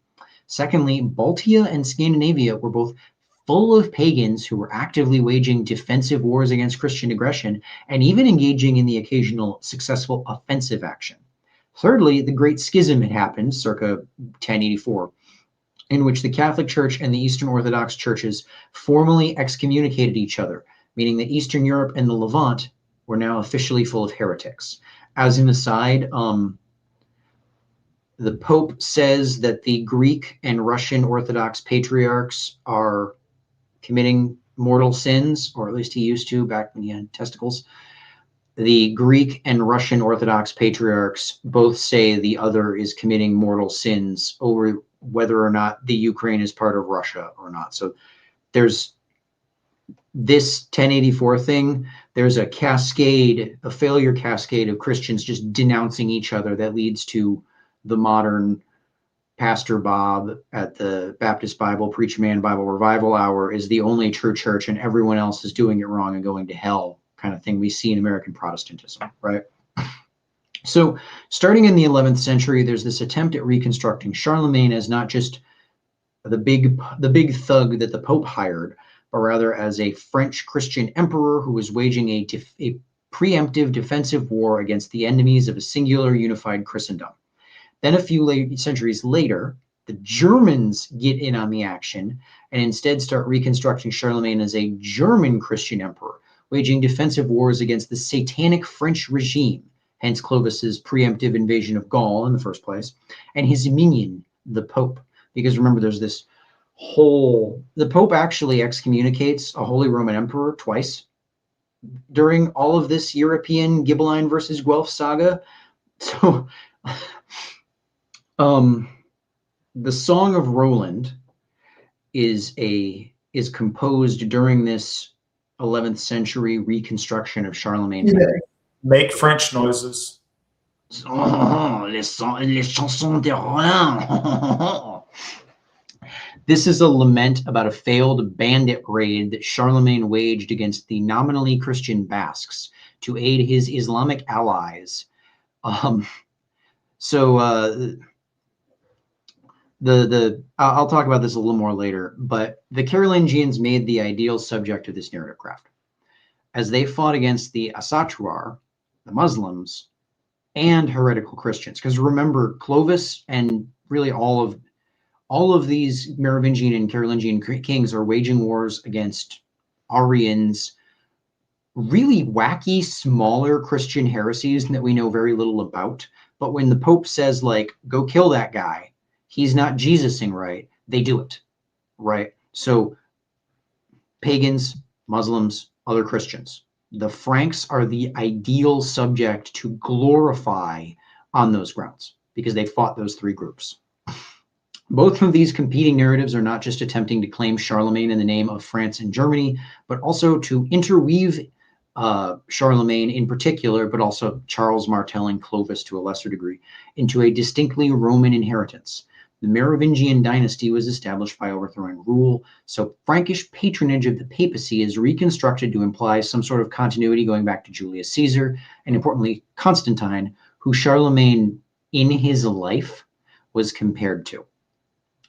Charlemagne is reconstructed as being the second coming of Constantine, of David, of all of these great Christian kings.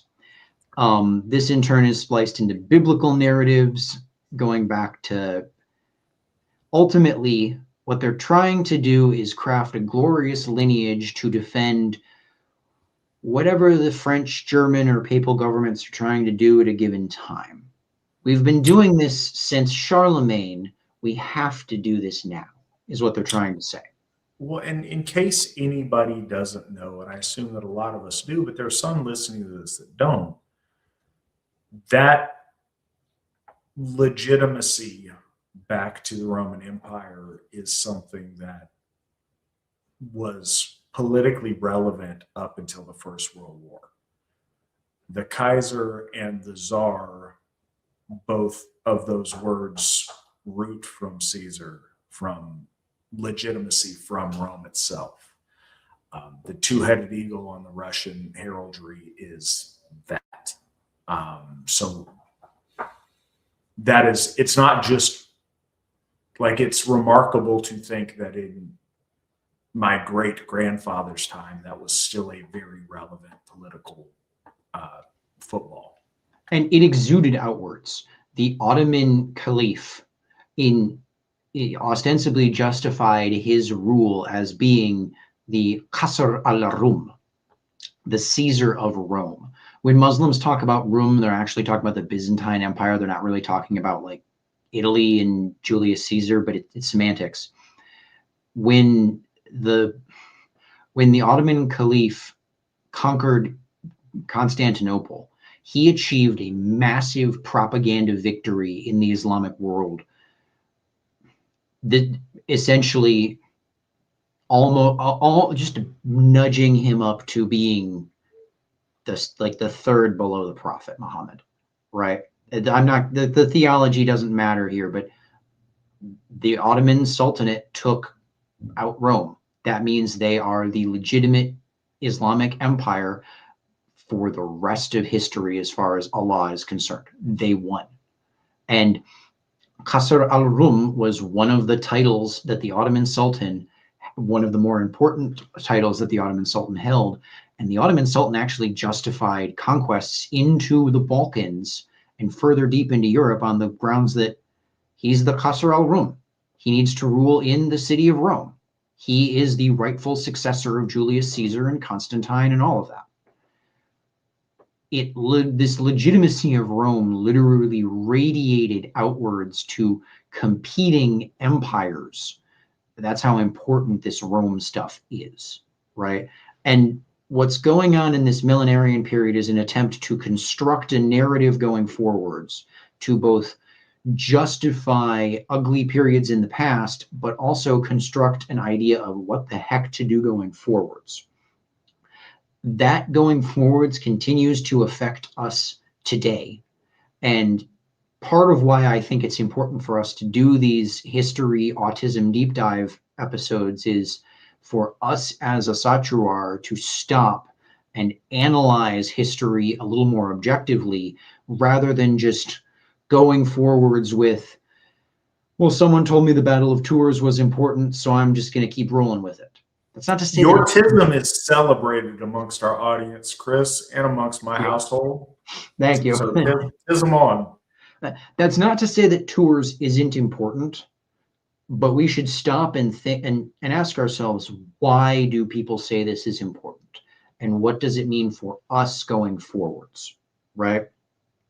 All of this is to say, as we get to the final frontier of the Frankish geopolitical world, that the concoction of Romanity, Germanity, and Christianity gets extremely hard to stomach the more you spend time thinking about it. So let's come to the fourth and final and most important frontier of our story. Let's back this up and get to this final frontier. So can you throw up the fourth image, Nick? All right. So what is happening here? A bandit clique manages to get a hold of a tax base and use it to fund wide-scale extortion and marauding across Europe. This results in chains of bandit hierarchy. As the top bandits increasingly centralize power, they become increasingly something akin to a government. However, terror, violence, assassination, and intrigue are still how anything gets done. Finally, they're using forced conversion to a religious and political network as a casus belli to engage in wanton violence and wealth extraction. They come to blows with competing power centers in Iberia, the Visigoths and then later the Muslims, Italy, the Lombards, and Brittany, the Gallo-Romans. In the east, they wage a near constant military conflict with competing bandit cliques, many of whom are actually being funded by the Byzantine Empire that is trying to stop a power center from forming in Western Europe. In between all of this, there's the north. Gaul and Germania were the periphery of the Roman world, and Saxony and Frisia, the northernmost parts of Germania, was thus the periphery of the periphery. So Saxony is that area south of Denmark, and then Frisia is that coastal area west of Saxony, right? At the same time, this super periphery was also the surface upon which a new Europe was in contact with an old Europe. The frontiers of Britain and Scandinavia brought their goods for trade to the river port cities of Frisia, which traded them to Saxony, which would flow further into Europe. It was the Angles in southern Denmark, the Utes or the Jutis in northern Denmark, and the Saxons in northern Germany that formed the bulk of the colonists of Britain. This region was also a frontier for the westward movements of Slavic peoples and of Scandinavians. It was also the last major holdout of Asatru outside of Scandinavia. So why does anyone care about Frisia and Saxony? Because there's a lot of people there and a lot of people spreading out of that region into the rest of Europe and into this otherwise empty frontier of Britain. Because remember, with the wake of the collapse, with the collapse of the Roman Empire, Britain is empty. It's not, you typically hear like Anglo-Saxon invasion by Brits. Invasion makes it sound like a bunch of guys showed up in chainmail and started stabbing dudes in togas. When the Anglo-Saxons showed up to Britain, they found forums and marketplaces full of overgrowth and weeds because everyone just got up and left. This was one of the really empty places of Europe, right? And after Britain, it's like, what, Iceland? There's nowhere else that was really empty in Europe at the time. So there's this massive outflow of people. There's this massive inflow of goods to continental Europe, and it's all entering continental Europe at these river port cities in Frisia and Saxony. Because Frisia in particular, but to a lesser degree Saxony, doesn't really have much in terms of natural resources because it's a very lowland, river wet place. The Netherlands comes about because the Dutch realize that they can pump water out of dikes and levees faster than the sea can push it in. Until then, it's just swamps.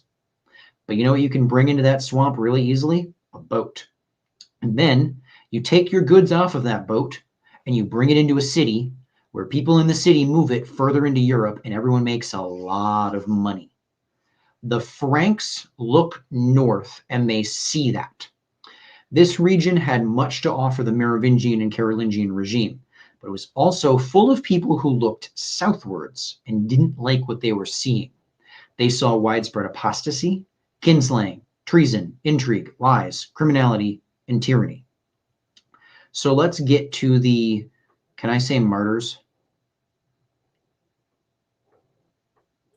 No. Okay, the Saxon loyalists unto death themselves. All right, throw up the sixth image, Nick. Okay, so one of the secondary antagonists in Radbod's tale is Charles Martel, who we've been talking about a bit. He had been ruling on behalf of the Merovingian kings. In 737, Theuderic IV died, and Charles Martel simply took power.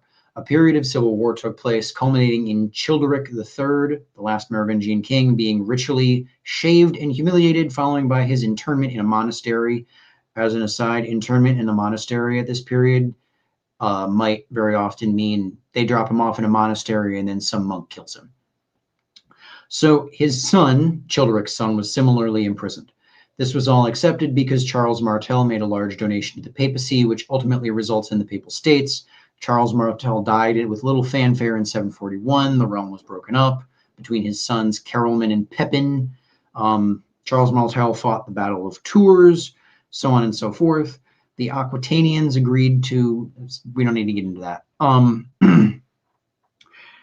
In 748 or so, Pepin had a son, Karl. Karl would go on to rule Francia alongside his uncle, helping them to pillage and rape the Aquitanians and the Basque country.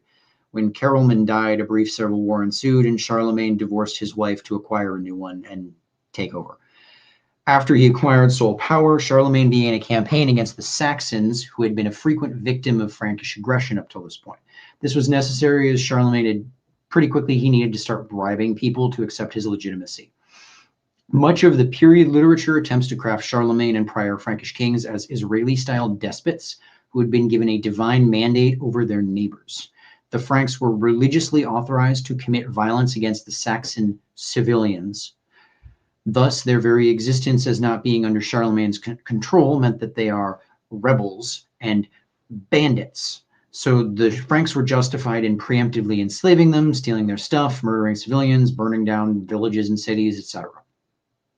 Starting in 772 with Charlemagne's destruction of the Irminsul, a Saxon leader by the name of Widukind, which means like wood child. We don't actually have a cognative kind in English, but it'd be something like kinth if we did. Widukind leads numerous defensive actions against Charlemagne's commanders when Charlemagne was personally busy helping the Muslims invade Gothic Christian strongholds down in Iberia. The famous Chanson de... he's not here for me to do it. Chanson de l'Ain, an 11th century ballad, is about one of Charlemagne's officers being ambushed by Basques after having raped and pillaged the Basque countryside. Specifically, the events of the Chanson de Roland are about a Basque force ambushing the army of the Frankish commander Roland after the siege of Pamplona. which was specifically done to destroy the walls of the city and end its thitherto centuries-long position as a seat of opposition to foreign invasion in the region. Namely, importantly, in opposition to Frankish power, but also to the Muslims. The theory was, well, if we can't have it, no one can. If we can't control the region, then we're okay with the Muslims taking it. So this results in the destruction of the Irminsul. As I said, in 772, Charlemagne destroys the Irminsul as punishment upon the Saxons for them not truckling to his tyranny. So do you want to talk about Widukind real quick, sir? Do you have anything to throw in about him? No. Okay. All right. So let's talk about the Irminsul. Okay, so I'm not just doing that to be comical. No, carry on with your narrative. If it becomes relevant later, we can go into it. All right. So 772, Charlemagne destroys the Irminsul. What is the Irminsul? All right. An Irminsul is described as a large pillar, but also an altar. There's a few of these described, but the Irminsul was at Hallesberg, now Obermalsberg, in Germany.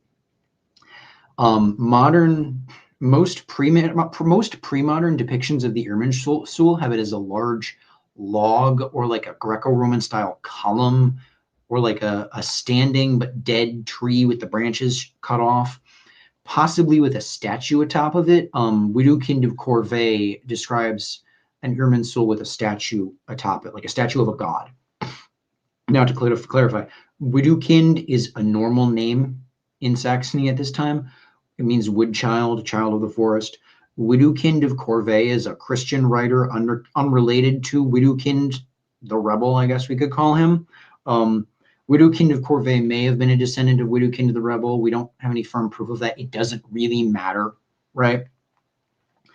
The modern depiction of the Irminsul, the hymen depiction, if you will, hymen, ovaries, you know what I mean. You know what I'm talking about.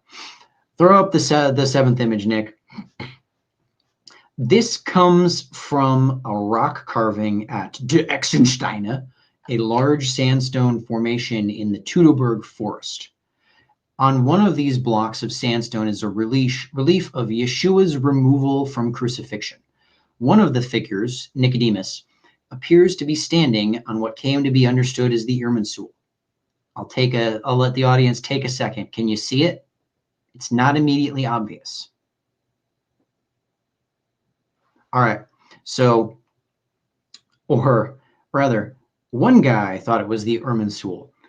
German archaeologist Wilhelm Teut, who would later go on to lead the Ahnenerbe, saw it as the Irminsul bent over. So this thing, there's that lady, and then on her left, there's that thing that Nicodemus is just floating over top of, right? Teut thought that was the Irminsul. All right, bent over as a triumph of Christianity over Asatru. So here's Jesus being removed from the cross. Jesus' crucifixion makes him I'm massively oversimplifying Christian theology, but this just makes it easier to explain. Jesus gets crucified, that turns him into a god. Jesus defeats other religions by virtue of this. Again, massive oversimplification, but it works. The Irminsul in Teut's idea was thus bent over to symbolize the defeat of Asatru.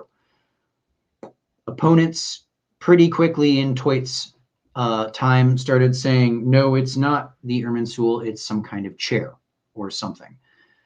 Personally, while I neither agree or disagree with Teut's, this is the Irminsul theory, because there are several Irminsuls, and the sculptor can't be viewed as a reliable source on what all of them look like. Even if this was actually supposed to be an Irminsul, the it's a chair theory seems pretty zany.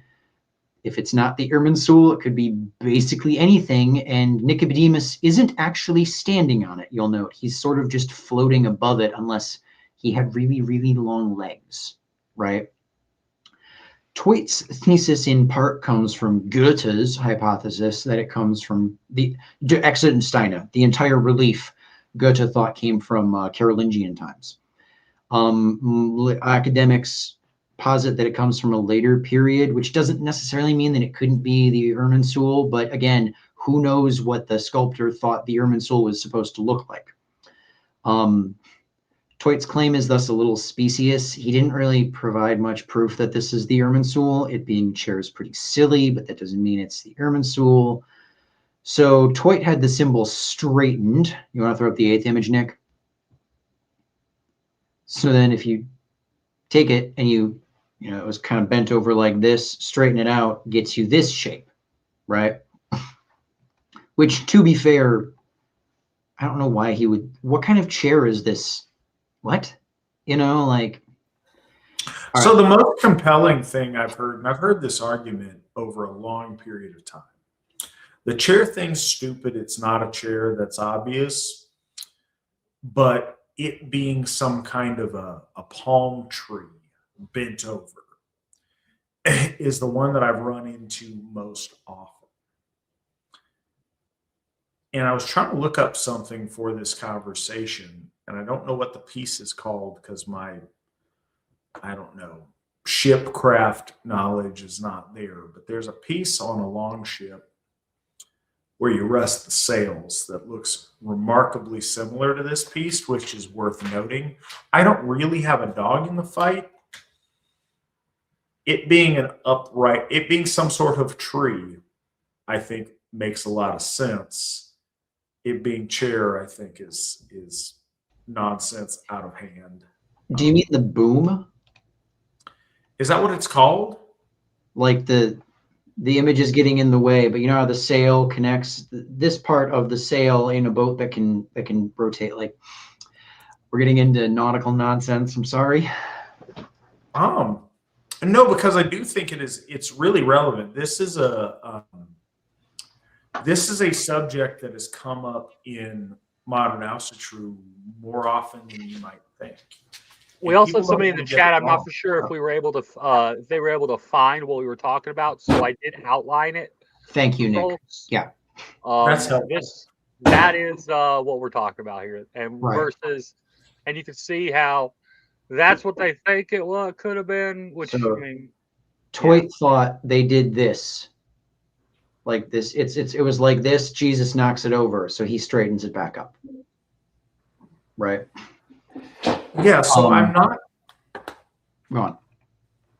Yeah, I'm not married to one thing or another. It's something that I've contemplated a lot because it's become, you know, you mentioned that the Ananerba decided to adopt it as the, you know, the exemplar of what the Irminsul was. Throw up the 9th image real quick, Nick. Sorry, continue, sir. No, I was just saying, because that has become the tradition, many of us have kind of run with it. I'm not opposed or anything. Spawn is in the chat trying to tell us various names for what it might be called on the ship. He pointed it out to me, and it does look remarkably similar. The idea, though, of it being the pole that separates space between Midgard and Asgard is a relevant thing. The idea that it holds up the heavens on top of it and is the axis mundi for the cosmos in the earthly realm is meaningful in this context. It's also something that I always like to point out because it's really cool, and I got to go to the Ekstromsteine with our founder, Steve McNallen. It's really special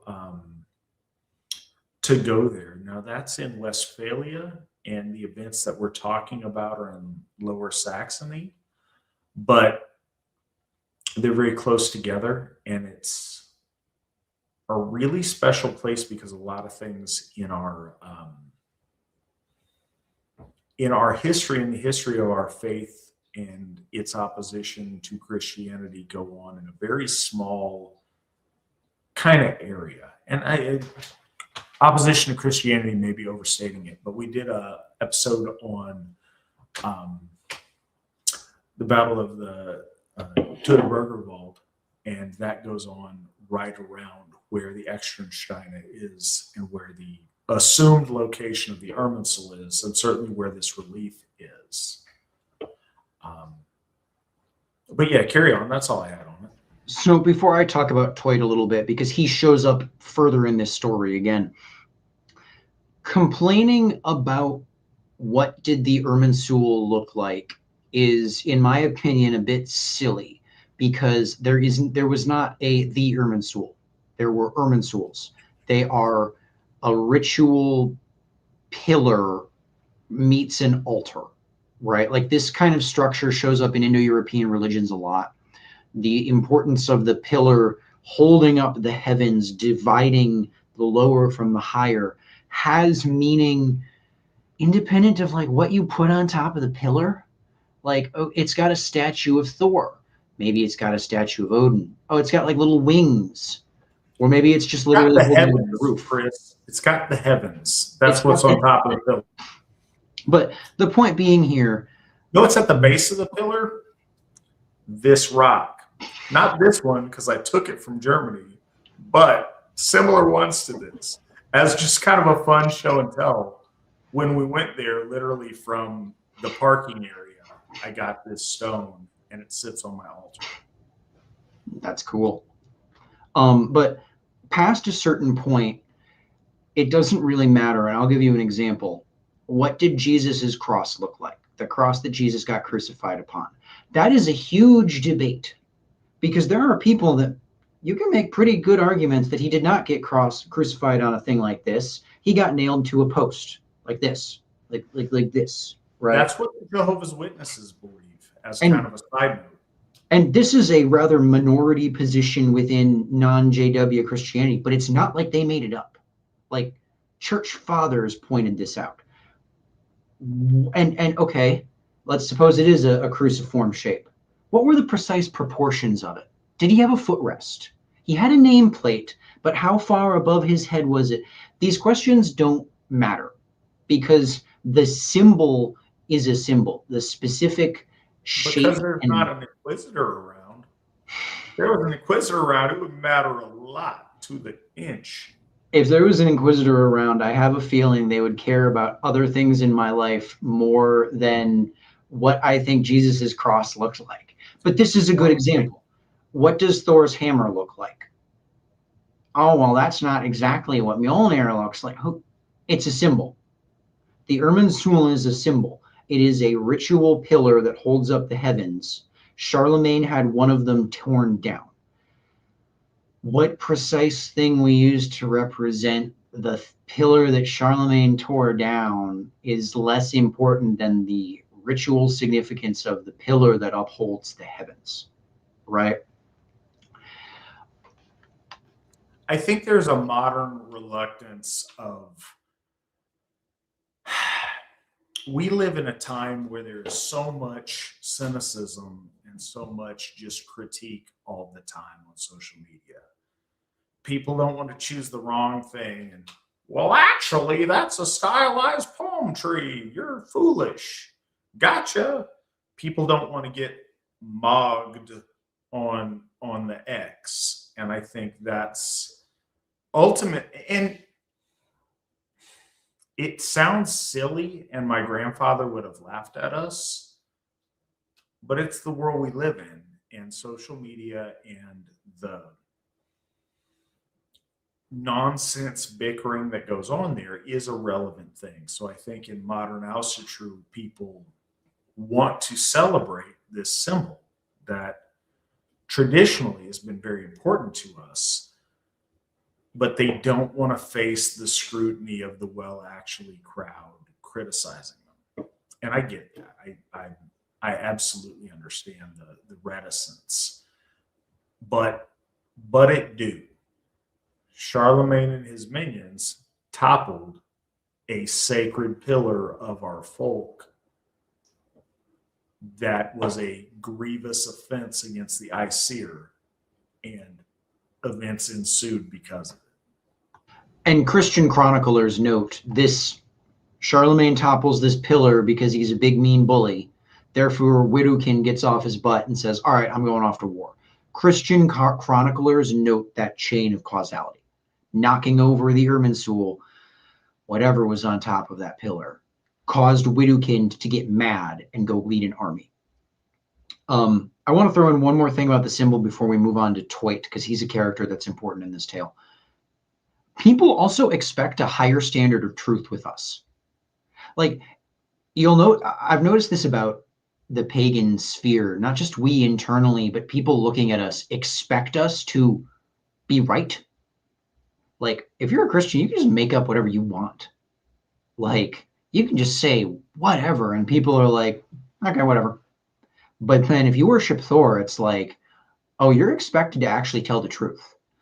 And it's annoying to deal with, like, well, actually, on the internet and all that. But I do kind of like the internal and external assumption that, like, no, we are correct. It's a problem if we're wrong. We have to have our ducks in a row because truth matters. It is an interesting sort of enforcement of virtue, whether we like it or not, right? All right, Toit, Wilhelm Toit. Toit shows up in a lot of stuff in the early 1900s because he was an early modern scholar of Germany's ancient history. Germany's history was extremely poorly documented, to the degree that the Germans simply had no idea how many castles there were in Germany. So Toit was doing literally anything, and that set a massive precedent. He wrote a book, Der Germanische Heiligtümer, something like Germanish holydom, if you translate it literally, that attempted to chart out all of the Asatru holy places in Germany. Honestly, much of the book is nonsense, but oh yeah, I've been going to list out all of the places in Germany that we used for praying to Donna in the olden days. Yeah, was massive at the time because no one had thitherto tried to do that. No one had said, what if we just listed out all the places we used to worship Thor at? That was huge that Toit was even just trying this, right?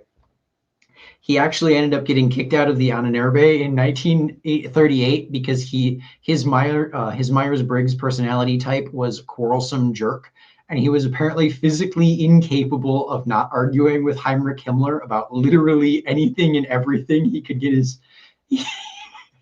Apparently, this guy. It's not good for career advancement to argue with Reichsführer SS. Yeah. So here's kind of a note for anybody who's. We got all sorts listen to the broadcast. So for what it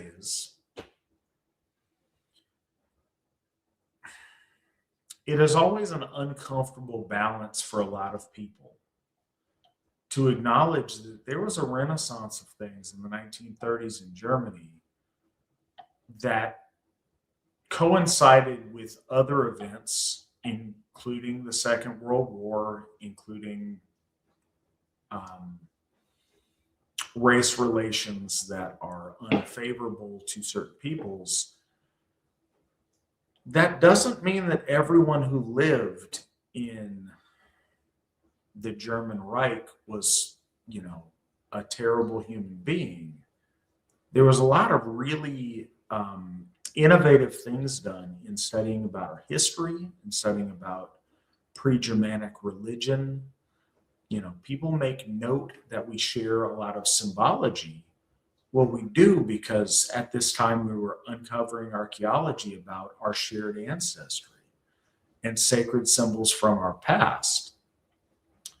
To unfairly loop everything in with political narratives about the Second World War or about events related to it does a disservice to a lot of very, very serious academics and good-hearted Germans that spent time trying to understand our history, understand forgotten pieces of that history that have been lost to us, and understanding the elder faith and the elder period that way. And we do all our folk a disservice by discounting things out of hand because Nazis are scary or whatever. It's worthwhile as noble people for us to take a critical eye to look at things and examine scholarship fairly, even if it occurred during that period.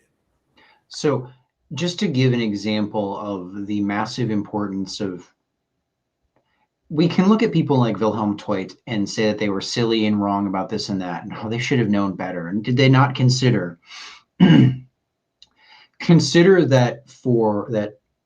less than 200 years before Teut's birth, Germans did not know where Teutoburg was. Like the Teutoburg site, the mountain of the folk, the fortress of the race, the place where Germany beat back Rome, the founding spot of the Germanic, even to a degree, people. Germans didn't know where that was. It was in their country. It was where their country began. They could not tell you where it was. They didn't know. It took people like Teut trying a lot of things and looking around to find it. And we only really succeeded due to modern archaeological techniques nowadays, but people like Teut were setting a massive precedent. Imagine if we didn't know where the Declaration of Independence was signed. Where was our country started? We don't know. So this is a Chris flex. I'm down to ride. We're gonna ride this till the wheels fall off. We have not substantially talked about the loyal Saxons. We're 2 hours in tonight, folks. I genuinely think this should entitle you to a certain amount of college credits. This has been a masterclass on the politics of the Carolingian Empire and on the birth of medieval Europe. And we still have a lot to go. And like I said, I'm here for the duration. This is an awesome episode. Chris, seriously, hats off to you. This is amazing. And anybody listening, the amount of time and research and carefully creating this kind of a presentation, it's truly astounding. And, I've talked to the Speckinger, the Gothar, any number of AFA members. Chris, you are awesome, and we appreciate you. And these episodes are fantastic. Thank you so much for what you bring to us. Thank you, sir. Thank you. That means a lot. I'm glad that my efforts are all I want to do is help. I feel bad going back to Teut to say something because I just want to throw in my 2 cents. You mentioned about another thing, Chris, don't be aware of the time or whatever.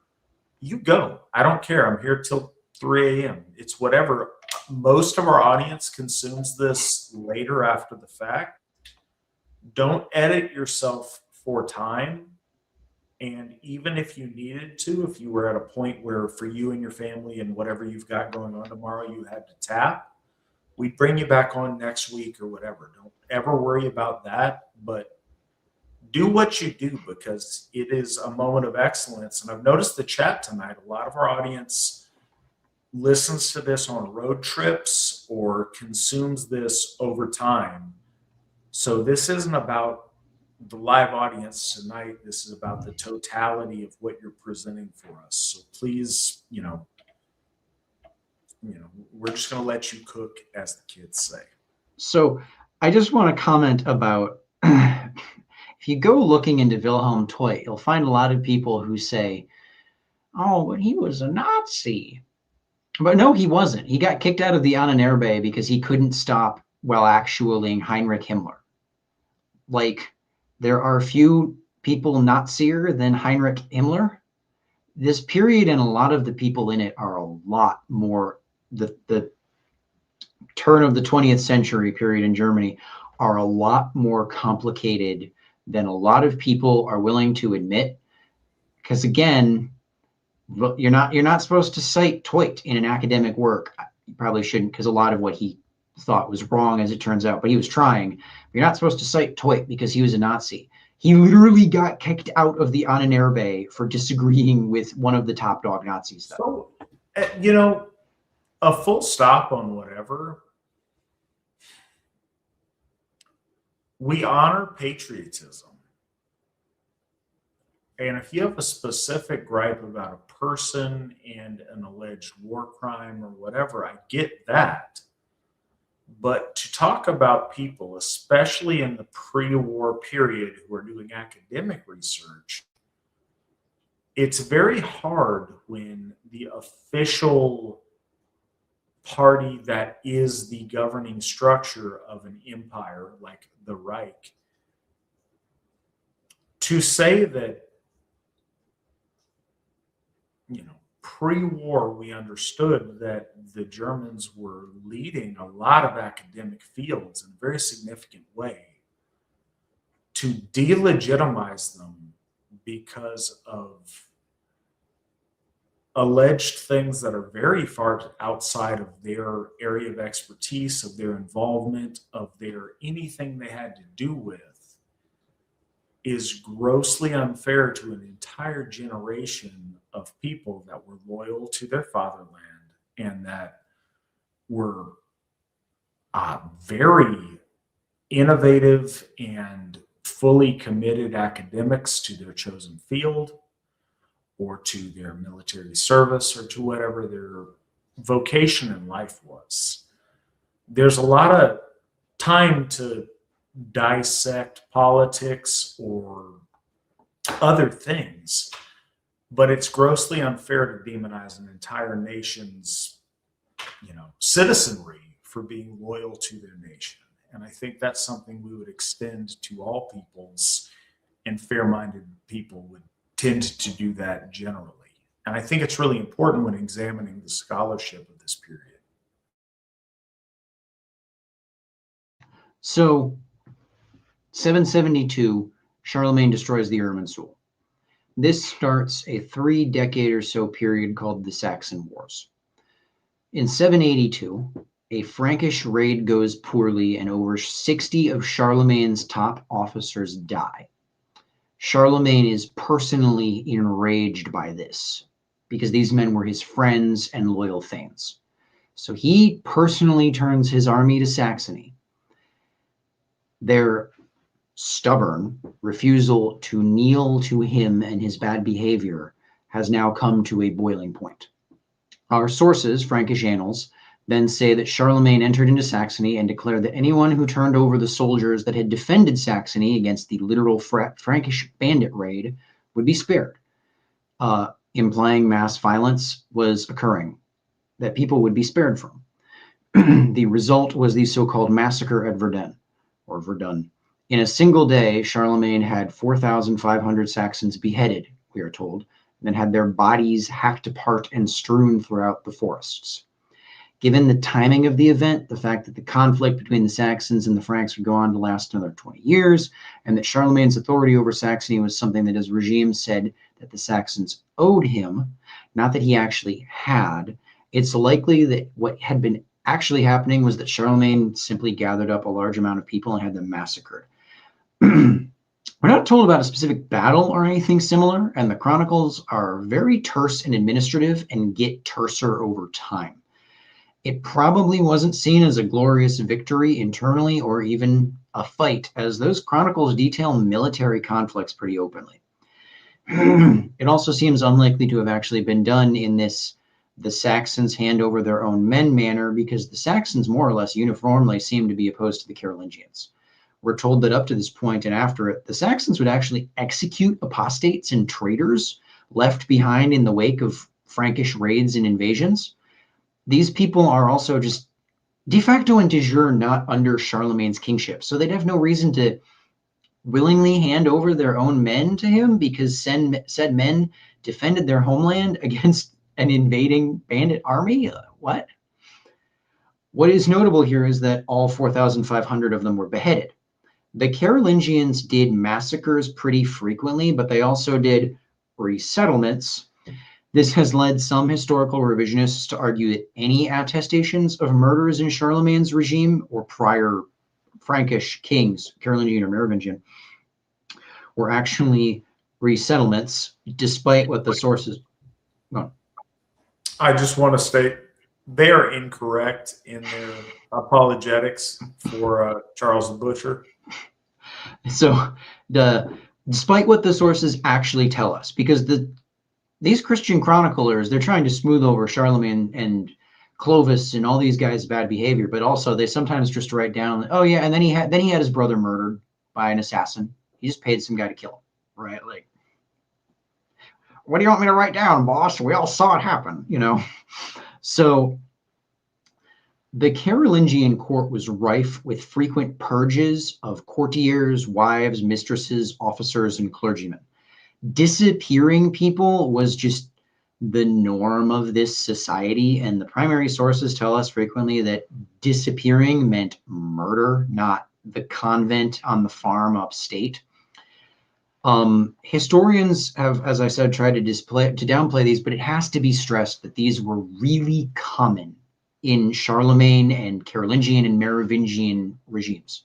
The Council of Kronstadt, for example, was enacted by Charlemagne's father against the leaders of the Alemanni, who were, as far as we know, entirely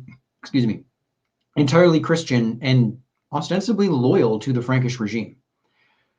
Notably, a large number of Charlemagne's friends and cronies died in the Frankish attack on Saxony that the 4,500 loyal to the end Saxons defended against. So the Saxons didn't just defend against an incursion, they actually did some damage to Charlemagne's court and his regime. A frequent theme in Carolingian attacks on other Germanic groups is an apostatize or die pattern. While the Carolingians had no problem massacring Christians, as they're working with Muslims against Basque and Visigothic Christians and Aquitanians attests to, their wars against the Bavari and the Alemanni also attest to this, and so on. When it comes to Asatru, we're told that they were given a choice. The fact that later chroniclers get increasingly terse about event, and no one talks about a choice to convert, just this odd hand over the perpetrators and we'll spare you, demonstrates that internally this was a pretty big propaganda failure. It indicates that the victims were Asatru who went to their deaths without apostasy. That's actually a really big ideological failure, as ostensibly it's not supposed to happen. Dumb pagans are supposed to simply cave the moment someone with a Bible shows up. 4,500 men and women, I presume, at that scale and number, I presume they were just murdering everyone, either having to be butchered in the name of Christianity or simply choosing death before disloyalty, is quite literally not supposed to happen, and was a massive refutation not only of the religion's metaphysical claims, but also the legitimacy of Charlemagne as a king. The 4,500 heroes of Verdun here chose death before sullying themselves by swearing loyalty to a false king. And remember, the power of the king cuts both ways here. Charlemagne is a king, so you're supposed to be loyal to him. If he's not a king, you're not supposed to be loyal to him. So these people saying they would rather die than declare loyalty to him is a massive refutation of his kingship. And it's a massive refutation of the evangelical claims of Christianity, that people would rather die than choose this. 3 years later, in 785, Charlemagne established the death penalty for not being Christian. Like, officially, that was just, okay, going forward, if you aren't Christian, you just die. However, he backed off of it in 797, ostensibly under the guidance of Bishop Alcuin. There's a lot of ink spilled in Charlemagne's day and going forward, comparing Charlemagne to an Israeli despot from the Bible, talking about the Amalekites, partly because this idea shows up in Frankish state documents. There's this idea that Francia was this new Israel, and various competing Germanic peoples were the Amalekites, the Moabites, and other such Canaanite, I guess you call them Jew-adjacent peoples that were scheduled for eradication in the Torah. But Alcuin's intervention seems to indicate a displeasure with the Carolingian court's actions by someone within the Christian clergy, which is interesting. Remember earlier, last episode I was on when we were talking about men like Winfrith and Willibrord and Wolfram, who wanted to make the Frisians apostatize. They didn't actually want to exterminate them. or just let other peoples bully them into genocide and enslave them? Almost immediately after Widukind is defeated, Catholic clerics actually start organizing the Saxons against the Franks. So I'm willing to bet that what was actually going on, which I've alluded to throughout this lecture, was that Christianity was used to justify bad behavior by the Merovingians and the Carolingians, but that this behavior was viewed as more or less a necessity to tolerate in order to establish a power center in Western Europe. As at the time in the West, Christianity barely had Italy, which, remember, Italy at this time is still full of pagans into the 600s. It's not until the 600s that the city of Rome stops being like 51% or greater people who worship Minerva, right? This is happening at the tail end of the 800s. Europe is only a century or two away from polytheism being the default European position here, right? As an aside, Widukind, we are told, ends up converting, and the only source on the matter says that he did so willingly to join the Frankish nobility. However, we know from elsewhere that when this happened, Charlemagne would immediately chuck converts into the dungeon or to a monastery or whatever. It's possible that Widukind was just killed and that this narrative was invented, but we don't have any evidence for that. Just reason to cast doubt on certain Frankish narratives in an abstract sense. It was such a propaganda victory that the great Widukind, the powerful rebel leader and heathen king, willingly accepted Rabbi Yeshua as his Lord and Savior and Charlemagne as the new David. Why not toot the trumpets a little louder? You know? Interestingly, however, there's a lot of fanciful and obviously fictional stories about Widukind being a devout Christian and patron of Christianity, founding churches and monasteries. There's also problems in that these treat him like a normal person in the medieval era, and not like an aristocratic Germanic warlord who lives in a hall with retainers and stuff. Like in one of them, he creeps through the bushes to watch mass and is just so moved by the beauty of the Eucharist that he has to convert. And a child teaches him the wisdom of Jesus. And what? This guy leads a war band. Like, what is he doing creeping in the bushes to watch mass? These stories come about later. And it's interesting that they view Widukind as a good guy. Medieval Christians in Saxony viewed Widukind as a good guy to be defended. But the Christian clergymen did become patrons of the Saxons against the Franks shortly after the 4,500 loyal Saxons here died. So a co-opting of this figure of Widukind, this figure of resistance, would not only be obvious, it might just have been necessary. The church was over time becoming increasingly fed up with the Franks, with Clovis actually starting a conflict that would become Gallicanism versus Ultramontanism, and the Ghibelline and Guelph conflict, as I said, essentially over the question of who is in charge, the Pope or the Emperor/King. So the Christian clergy patronized the Saxons to undermine the Frankish crown and baptize, literally and metaphorically, Widukind's legacy to get rid of the resistance to Francia equals Asatru connotations. As already stated in the matter involving Alcuin, the church was increasingly growing weary of the Frankish tyranny, which was making it increasingly difficult to actually convert people.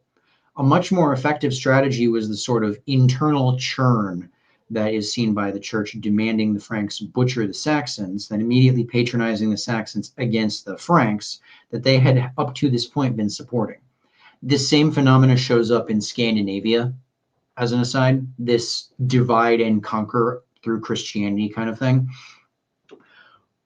An overt association with the Frankish crown prevents that, as an overt association of Christianity with the Frankish crown prevents that, as from the Popish perspective, the Franks were just a weapon to be discarded when they were no longer useful, and Charlemagne driving these people towards this state of I would rather die than apostatize makes it extremely hard to get them to apostatize. So I want to deviate here for a second. I know that Chris has got more for his wrap up and his summation, but I think now is the appropriate time to talk about Widukind. I know that Speckinger Spawn is excited about the idea and has some questions. It is very seductive and a cool idea to think that Wittekind remained the stalwart champion of Ásatrú and the Saxons that he was for much of his life. But we don't have that. History didn't bring that to us. We don't have any alternate tales of him remaining true. None of those things exist. What we do have is the narrative that eventually he submitted to Frankish authority and he apostatized against the Aesir and embraced Christ. It's like creeping around in the woods to watch a mass or whatever is kind of silly. But we don't have a counter narrative. And here are my thoughts. And genuinely, if I'm wrong, and Wittekind is some kind of horribly historically, misrepresented character, then I apologize. But we have to go with what we have. There's the opportunity to take any of these leaders who opposed Christianity and to write into the history that, no, really, they submitted and they embraced Jesus and they got baptized and it was all good. We don't see that with a number of other local leaders that opposed Christianity. For example, in a relatively similar period, we don't see that about Radbod. Now, they could have made up stuff about Radbod too, but they didn't. The record that's left to us, barring some kind of new discovery, is that Wittekind eventually got worn down. And he finished, though he spent a large portion of his life fighting Christianity and fighting Charlemagne, he ended his life submitting to Frankish rule and to the Christian religion. Now, it is easy to look at that with scorn. It is harder when the consequence is death and when the stakes are as high as they were in Wittekind's life. I get that. I will never say it's okay or make the excuse that it's all right to forsake the Aesir under whatever the odds. But I do understand that people have a breaking point. What I would like to say, and I'd like to use this point to announce, and Nick has a graphic. As of this year, on October the 9th, we will be celebrating a day of remembrance for the 4,500 loyal Saxons that lost their life for their loyalty to the Aesir at the Blood Court of Verdun. If I knew all of their names, I would cloud your calendar with 4,500 names of heroes that sacrificed their life for their troth to the Aesir.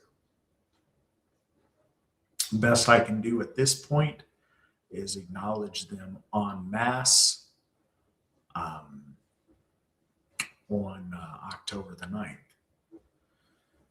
But it's important to me that we do so. These brave men that stood for the Aesir at the cost of their heads are profoundly important, and we are obliged as their spiritual descendants to honor them and to acknowledge the sacrifice they made for their faith in our gods and for their loyalty. The picture, if you could throw it back up for a second, is of Saxonhain, which is a monumental park raised up. I don't know if you guys really see it here, but it is a pathway lined with 4,500 stones. each stone representing one of these brave Saxon men that stood for our gods and lost his head. This park is still in existence today. It is a place where our founder, Steve McNallen, and I went and made offerings of mead and showed our respect to these brave men of our folk. It's a very special place. And I wish that we could do more to honor these heroes, but I want to, at the very least, honor them all on October the 9th in celebration for their loyalty. And I'll get to talking about Saxonhagen here in a moment. So to go back to the historical stuff for a bit, we're coming to the close here. I just want to talk briefly about why this all happens this way.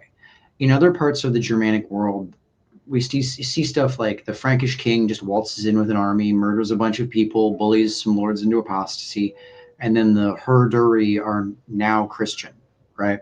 Why doesn't this happen with Saxony and to a degree Frisia also? I'm going to posit that the Saxon and Frisian societies were not characterized by the warlord society all that much. The Frankish Empire was based on a pyramidal hierarchy of interpersonal relations, so in absence of warbands to bind to loyalty, they actually couldn't really control territory.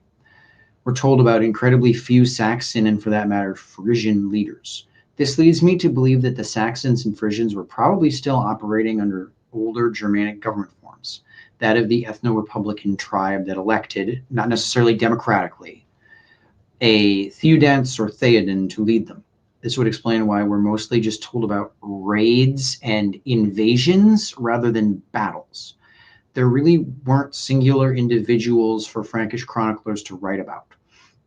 This 30-ish year struggle was really more of a conflict between the Frankish mafioso hierarchy and the Saxon and Frisian people as ethnoses, rather than between individual big men like we see with, for example, the Aquitanians or the Burgundians. Charlemagne would die on 814's January 28th, and his empire would collapse into, you guessed it, a pointless fratricidal bloodbath. One of Charlemagne's greatest achievements was his massive library of Germanic history and lore. It would be burnt to the ground by his son, Louis the Pious, on the orders of the Pope. Louis ruled in Aquitaine, so this act of arson was an ironic final strike by Aquitaine against the Carolingians, and another in a long line of Carolingian and Merovingian father-son betrayals, which is particularly ironic given the numerous times that Charlemagne had betrayed his own sons. So, ridiculous thing that I just want to mention because it was there and I wanted to mention it earlier.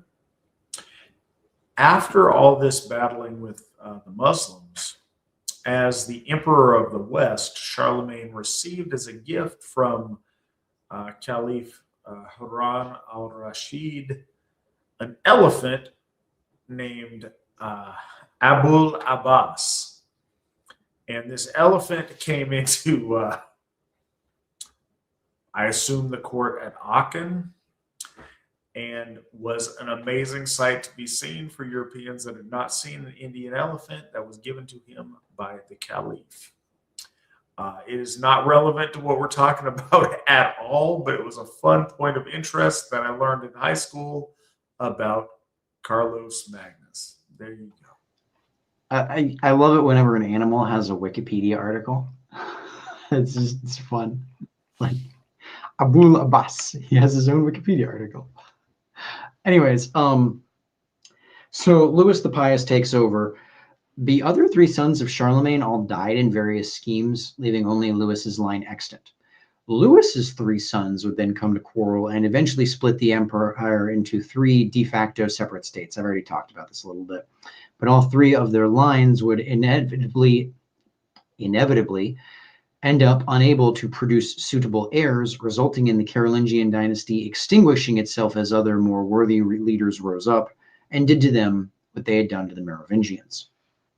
So I've already touched on retrospectives of the Frankish Empire in the medieval period, but I want to go into the modern period. In the Renaissance and Enlightenment, this entire period was viewed as a complete catastrophe. Even Christians were aghast at the actions of the Merovingians and Carolingians. And to be fair, Alcuin is proof that at least one Christian was kind of like, wow, hey, we shouldn't be doing this, right? In Germany in the 19th and 20th centuries, German nationalists got in on the discussion. Was Charlemagne a destroyer of German culture and tradition, or a noble German hero? Initially, during the Third Reich, the opinion was actually quite against Charlemagne.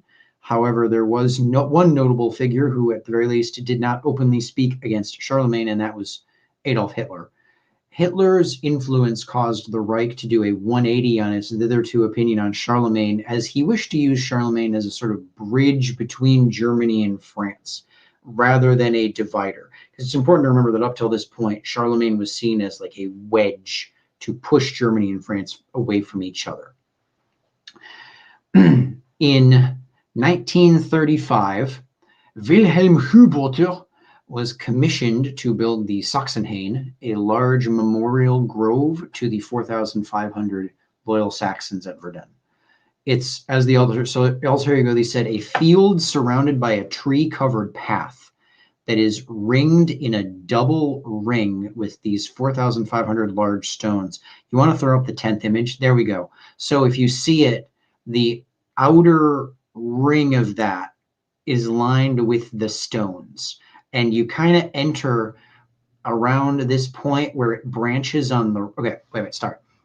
You enter from the top or bottom at the southwest or northeast corners, but then you can get into that interior field, which as far as I can tell, they just farm crops in. There's pictures on Google Maps of some guy who went there, and there's like cattle just sitting around in the interior field. But the stone pathway is this double ring structure going around the park, I guess you could call it. And then there's a point where there's a break where you can get in kind of on the east here where it appears to fork, right? The site was a meeting ground for the Schutzstaffel, but I haven't been able to find out what precisely they did there. I didn't go digging in German sources because it's the Schutzstaffel. They did Schutzstaffel stuff. Good enough, right? Most of the modern references that I could find to the Schutzstaffel meeting there are just people getting upset about the Schutzstaffel meeting there. There was a lady walking her dog there when Steve and I were there. Which on the one hand feels, part of me wants to say it feels kind of sacrilegious, but I also kind of like that it's just something people can go to, you know? Well, yeah, what was cool was it wasn't some evil Nazi site. It was a nice park where citizens of Lower Saxony jogged and walked their dogs and did stuff. And it had, signage to where you knew what it was about. It didn't praise the Reichsfuhrer SS for patronizing the erection of the park or whatever, but it did talk about the Saxon nobles that died there. And it is a lasting monument to them over the last 100 years, which is really a nice thing. And it seems to have transcended all of the different political reactions to German National Socialism. It was much more a acknowledgement of ancestors that perished there for a noble cause. Before I get to the kind of sermon to end this, I just want to, part of why I want to say it feels almost sacrilegious is it's kind of like a grave site almost. But in the West, the reason we view graves as spooky and bad and off limits is because, Germanic peoples in Asatru would go and commune with their ancestors by doing things like sleeping on top of barrows or going and visiting graves to speak to the dead there, or just doing things around the sites of their dead. And that was relatively mundane in a sense and normal to do. And when Christianity came along, that sort of behavior was not allowed because it's literally paganism. So that's an important point to make before Chris gets to his denouement Ma here. There is an interesting interplay between what Christianity has attempted to teach us is spooky or bad or diabolic, literally. Uttaseta, mound sitting, communing with our ancestors who passed beyond the veil in graveyards. God, it's beautiful, and I feel the least thing I could imagine feeling in a graveyard is scared or unsettled. And I run into this because some of you may know, my family and I recently moved down here to Gainesboro, Tennessee, really close to Sigerheim. And at Sigerheim, we inherited a family graveyard on the site. And it has 16 souls are interred out there. One of them, a Revolutionary War veteran, which is exciting this year at the 250th anniversary of our nation. Mr. Yelverton Neville. We spent a lot of time out there kind of clearing out graveyard stuff and overgrowth and trying to take care of the space. And I interred my mother's ashes out there. And I have my daughter with me, and there's whatever to be spooky about graveyards. But no, that's where we do our rituals oftentimes at Sigerheim. It's where we go to celebrate spending time with those honored dead that have passed. There is a enforced thing within Christianity to separate us between us and our ancestors. And I think this is akin to I believe it's in Matthew, that I come not to bear peace, but a sword to separate, various family members. No, we commune with the dead there. We celebrate the honored who've passed beyond the veil. And it's such a special thing that we're able to do at Odenshoff. We have 3 of our loved ones who are interred there. At Thorshoff, we have 1 gentleman, Philip Bethay, who is interred there at Thorshoff. And we have, again, 16 at Sigerheim. We have 2 at Njordshof. So having the opportunity to commune with the dead that we cherish who are beyond the veil is a special and celebrated thing amongst Ásatrú. But it's terrifying amongst the followers of Christ. And I think that's an important thing for us to keep in mind. There is a sanctity of holy ground like Saxonheim, but having German women and kids playing and walking their dogs and going for a jog and spending time there, that's a beautiful thing to our ancestors. And its existence in this day and age is a real testimony to the memorial that folks put into effect in the 1930s to celebrate these people. And that's a noble thing that they did, and something that we certainly want to celebrate and do our part to acknowledge in our time.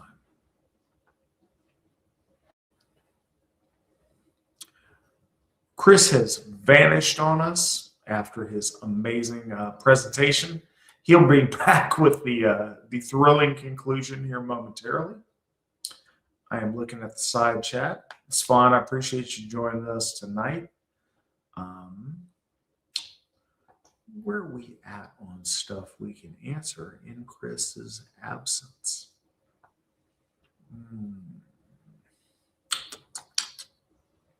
Sorry, guys, I'm looking at the chat on the backside trying to find a spot where we can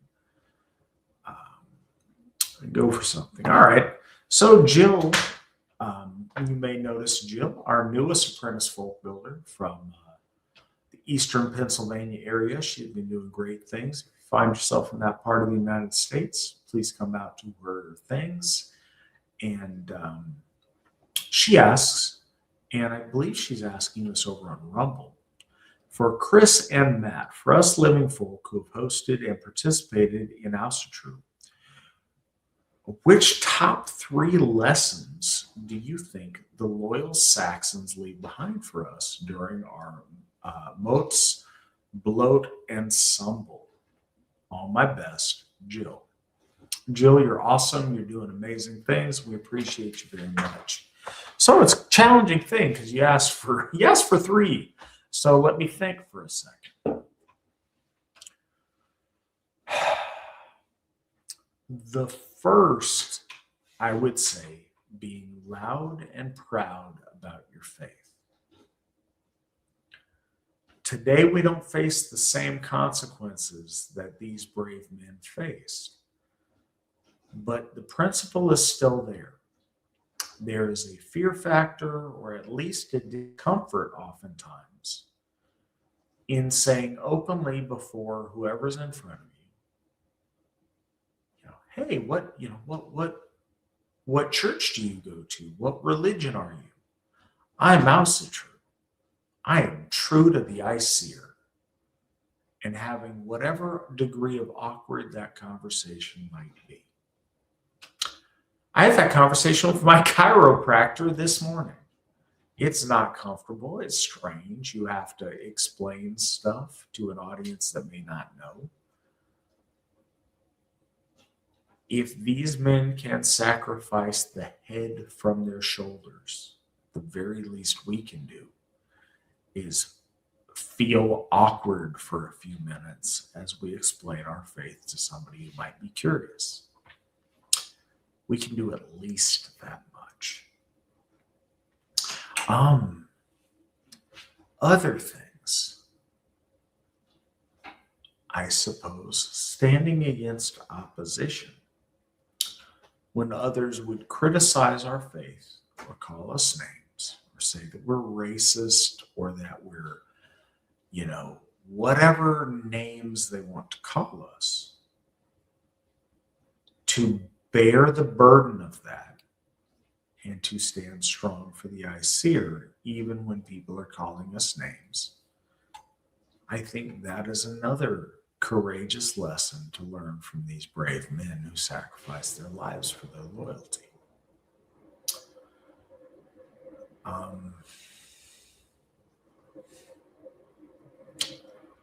I'll venture this, and maybe it's because I'm several beer hugs in. So, Schutzstaffel's motto was "Meine Ehre heißt Treue," my honor is loyalty. There's something to be said by identifying yourself by your loyalty. These loyal Saxons did that at the cost of their lives. Choosing in this day and age where it might be uncomfortable to stand for our faith or our folk, to be loyal and to make that loyalty the defining characteristic of our people and of who we are as Ásatrú, I think is a good lesson that we all can learn. Those are my 3. Now that Chris has returned to us and is well hydrated, Chris, before you get to your denouement here, what would you say the 3 lessons that we can learn from the loyal Saxons of the Blood Court of Verdun? What 3 lessons can we learn from them? Putting me on the spot here. Had to go do baby stuff. Absolutely. There are things better than comfort and things worse than pain. Those are 2. I think it's important to keep in mind what loyalty entails. There was older generation of Asatru that very often thought of it as entailing an antinomianism. There's no rules, complete freedom. I can do whatever I want.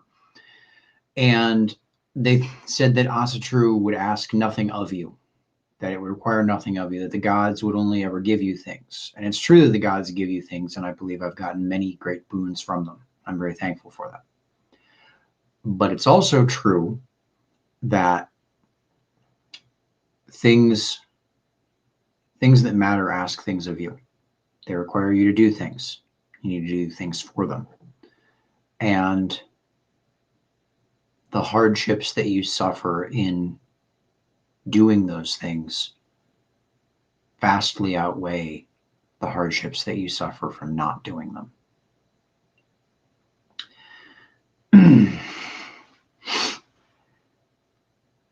I think that most of us today will never have anything near, accept my religion or I'll cut your head off and chop your body up and chuck it out in the woods. And I honestly really do hope that that never happens to anyone who listens to this. I don't want anyone to get their head. I don't want anyone to be threatened with beheading. But it is a question of, are you willing to do what it takes to do the right thing? Are you willing to take a stand when it's meaningful to do so? Most of us, vast majority of us, do not face things like beheading. And this gets into what I'm going to talk about in a minute. So I'm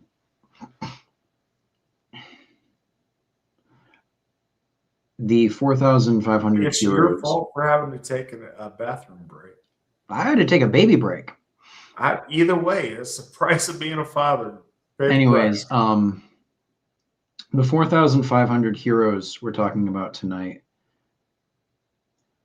they chose to get beheaded over apostasy. After fighting a defensive battle, they could have just knelt to the bandits and let whatever happened happen. They could have just knelt to Charlemagne and let whatever happened happen. They chose to get beheaded over turning tail and being disloyal. There's a lot of things we could do today that are nowhere near as onerous as that would be upon us. Wearing your hammer out, saying that you're Asatru on arbitrary forms. You go to the doctor. They ask you your religion. You put down Asatru. You wear your hammer out. You tell people that this is your religion. You're probably not going to get threatened with beheading for that. And there are some people who would choose beheading over disloyalty if given the choice. I think it's important to try your damnedest to live up to that. I dare say, and I think it is worth saying, St. Peter, the cornerstone that the papacy is founded upon, denied his Savior thrice. The 4,500 men who were beheaded at the blood court of Verdun refused to deny the divinity of the Aesir even once.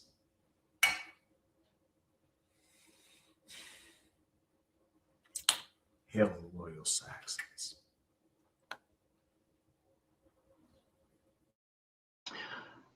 All right. About the heroes we're talking about today as individuals, we know very little. We do know, however, that they defended their people against foreign aggression. We do know that they fought against evil. We do know that they chose loyalty to their gods, ancestors, and folk over apostasy, disownment, and treason. The loyal men and women of Verdun are thus representatives or archetypes for the victims of Christianization of Europe as a whole.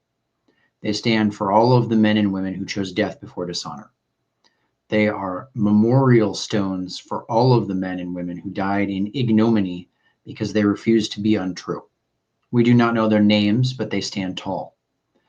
They were given the choice between kneeling and being disloyal or being beheaded and remaining true.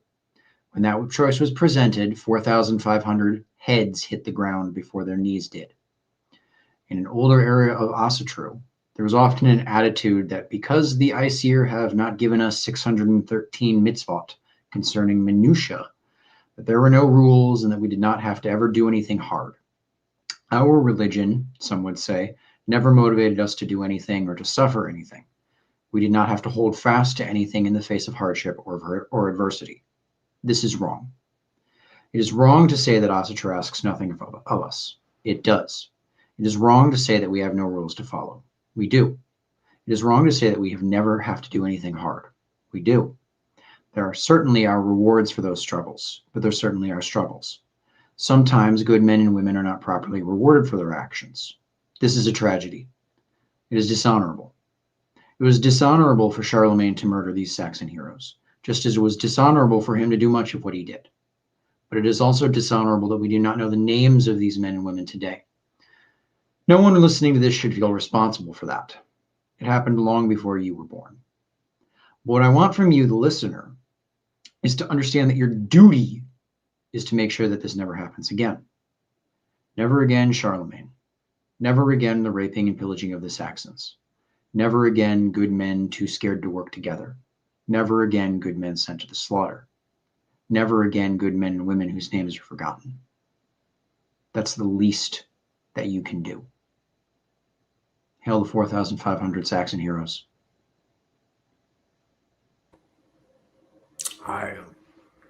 Chris, thank you so much for an amazing, amazing lesson for all of us tonight. There are people who suffer from, are enhanced by autism. And so there's some of us that nerd out over history. There's a lot of us that may not know these things. Thank you for being a guide through these, quote unquote, dark ages for our people. A lot of people, it's the first time they encounter this information, and your mastery of it is a boon to the folk and to me personally. Thank you, Chris. We appreciate you. You're welcome. You're welcome. So we have a few questions kind of stacking up. Hail the 4,500 indeed.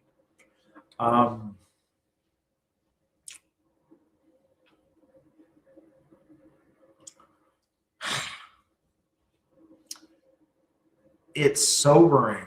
One of the reasons that Charlemagne was so pissed off to conduct such massacre, as Chris mentioned earlier, he had a lot of stuff to do on the various frontiers of his realm. And he'd subdue the Saxons, and then he'd go do something else, and they would continue being Ásatrú. And he'd have to come back and try to beat them up again, and again, and again. And finally, out of frustration, he expressed that frustration in bloodletting. But even one of his most loyal men, Alcuin, he had two chroniclers. The cleric Alcuin, who I believe was from England, and the Skald chronicler,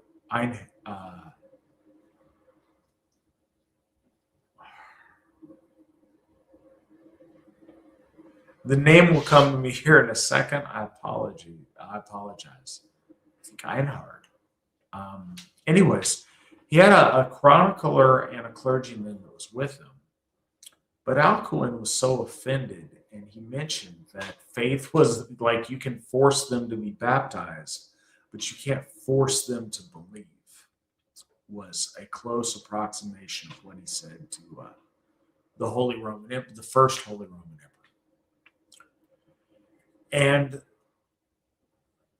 it expressed to the mightiest ruler in Europe a limit to his power.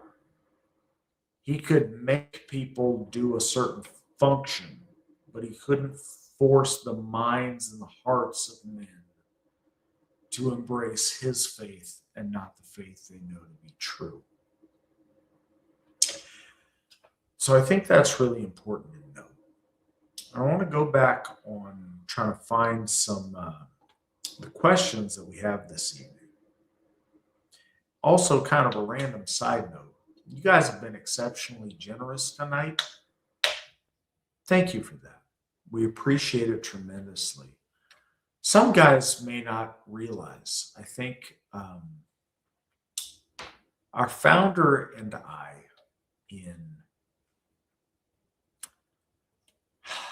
Chris can tell us the year. I want to say 2014. Chris may tell us 2013. I'm an old man who's 5 beers in, so give me that. And they're potent too. So the beer hug people make delicious libations. So anyways, when we were in Westphalia and Lower Saxony, we got a tremendous sense of the idea of the sacred center, of a coalescing of, to harken back to an eternal discussion, vril, owned, other, spiritual might emanating from a central axis.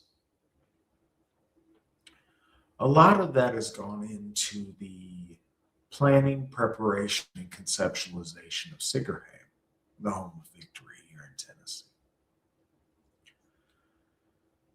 So these currents, though they seem deep in the antiquity of our time, affect us and animate movements within our folk even today. To look at a few things that we have in our chat here as far as questions. Also, just in case I forgot to say it, thank you guys for being so generous tonight. Your donations make a difference. We appreciate them. Thank you guys so much. I know it is humbling to me. So this year is, next month will be 10 years since I've been the Allsherjargoði of the Asatru Folk Assembly. I have seen how far we've come. I have seen the generosity, the piety, and the seriousness of our membership increase in that time in a truly miraculous fashion. Thank you all for being a part of that. So,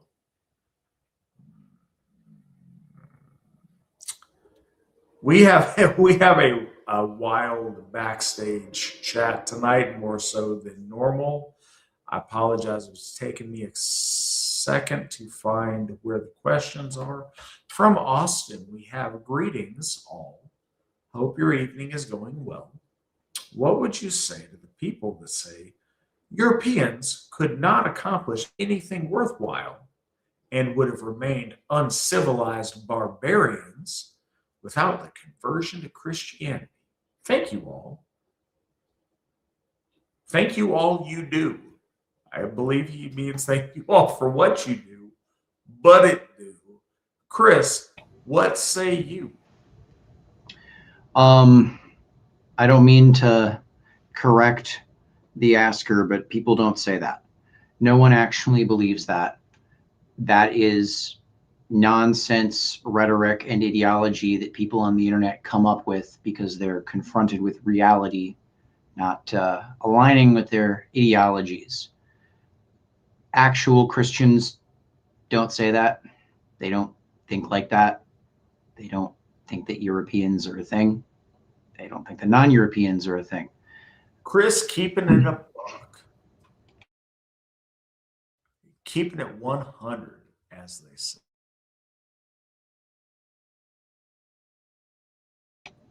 But if they did, what would the retort?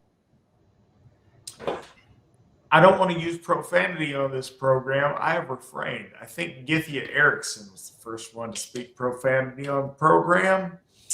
So, open a book. They're just wrong. The idea of barbarism itself is silly. It's based on homosexual Greeks being mad that people drank their wine at full strength and not watered down. So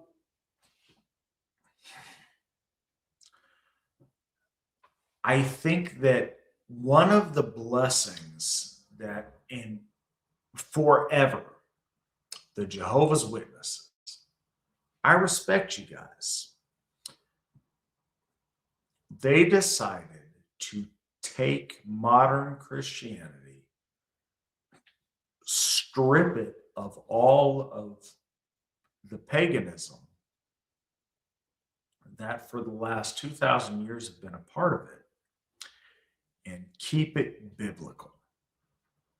And it sucks. Biblical Christianity is not appealing to the Western mind and psyche and the warrior ethos that has defined the West. The defining current that has shaped Western Europe and Central Europe, for that matter, and Eastern Europe, for that matter, has been our Aryan roots to the Aesir.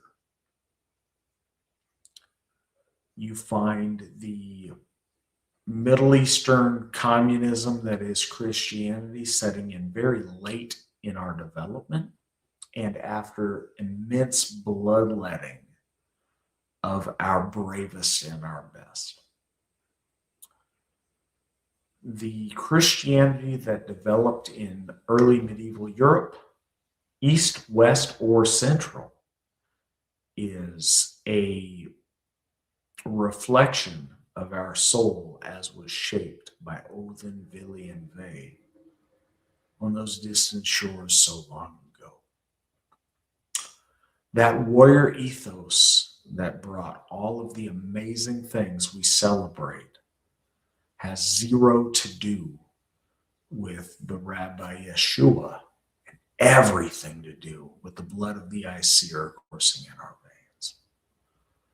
Those people are silly and foolish. And if you compare them to Middle Eastern Christianity, Coptic Christianity, Korean Christianity, outside of their super swole Jesus they got, because that Jesus has been hitting the bench press pretty hard.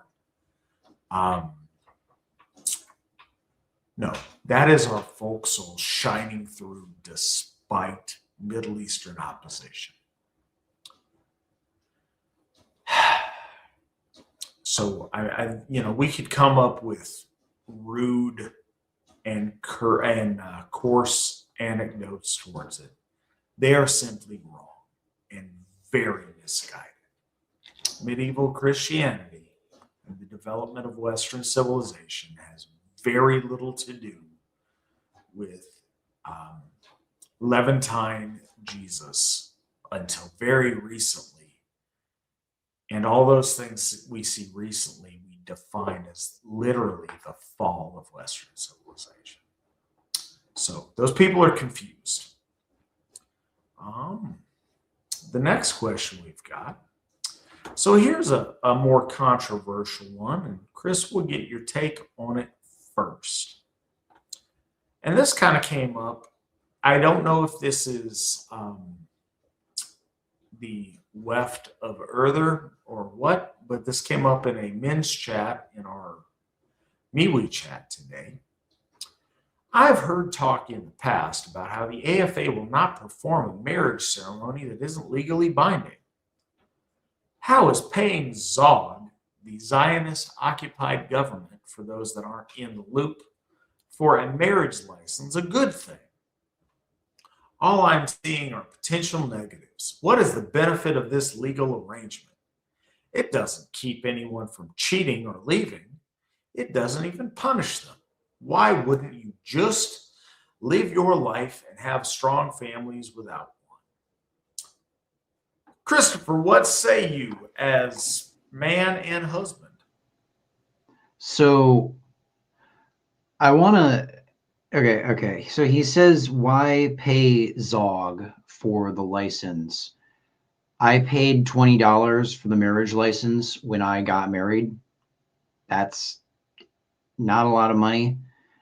People don't get married all that often. This is not a significant source of revenue for the state government. When you get married in the US, you get a marriage license from a state. I don't know how it works in the military, but you get married in a state and other states assent to that marriage. I am married in the state of Michigan. I'm not married in the state of Texas. I'm not married in the state of Utah. Those states do not have any record of me being married. They do assent to whatever I produce when I give them my Michigan marriage license. So you're not funding the US federal government or any other singular organization other than your state government. And quite frankly, you're not really funding the state government either. The cost of the marriage license goes to paying the wages of the county clerks who work at the county clerk's office. You're basically paying $20 to the gal at the front desk so that she can file paperwork. When I went to the county clerks in the county that I went to, each, as an aside for those who don't know and for any European listeners, every single US state does this differently. They have their own bureaucracy in place, their own fee schedules, their own setup. In Michigan, you have to tell them the date you're getting married, and it has to be 30 days out. It has like a limit. It has to be within 30 to 60 days. So you can't get a marriage license a year in advance. You also can't get it a week in advance. You need to do it a month to 2 months in advance. Over a month, less than 2 months, or something like that. You have to go to the county clerk's office of whatever county you live in, either of you. The man can go to the husband or wife's county of residence, their county clerk. That really sucks if your county clerk's office for your county is in a city with a bad parking setup. It's not legally possible to get married in the state of Michigan outside of the state of Michigan. So I could not go to, I'm just making this up, Texas with my wife and have a wedding there. That would technically be illegal. You have to physically get married in the state of Michigan. But of course, there's no record of where you're getting married. Just like how there's no record of who is an officiant to marry someone in the state of Michigan. So when Specklinger Clifford Erickson performed the wedding ceremony, he wrote down, I can't remember if he wrote down Witten or Gothi, but title Clifford Erickson as the officiant. The state of Michigan really does no way of confirming or denying that he is actually the individual he says he is, or that he holds that title. But theoretically, I could go on the play. Go on. As the person who legitimizes said title or not, they do in fact. I'm going there. I'm going there. They don't You're not pause because you didn't, and you suggested that wasn't the case. We really do fill out with and we have cards that are with our get that state like our 501c3 registry and my contact information. So literally the state of Michigan can call me up personally and say, hey, you are the head of this church. Is Specklinger Erickson entitled to bestow the sacrament of marriage upon Chris and his wife. And I can say, no, who is this Cliff guy? That's absurd. Or I can ratify, yes, he is in fact a priest of the Iseer, and I stand by his ordination. And again, I know that I'm presenting it in a funny way, but it's deadly serious to me. We are a real church.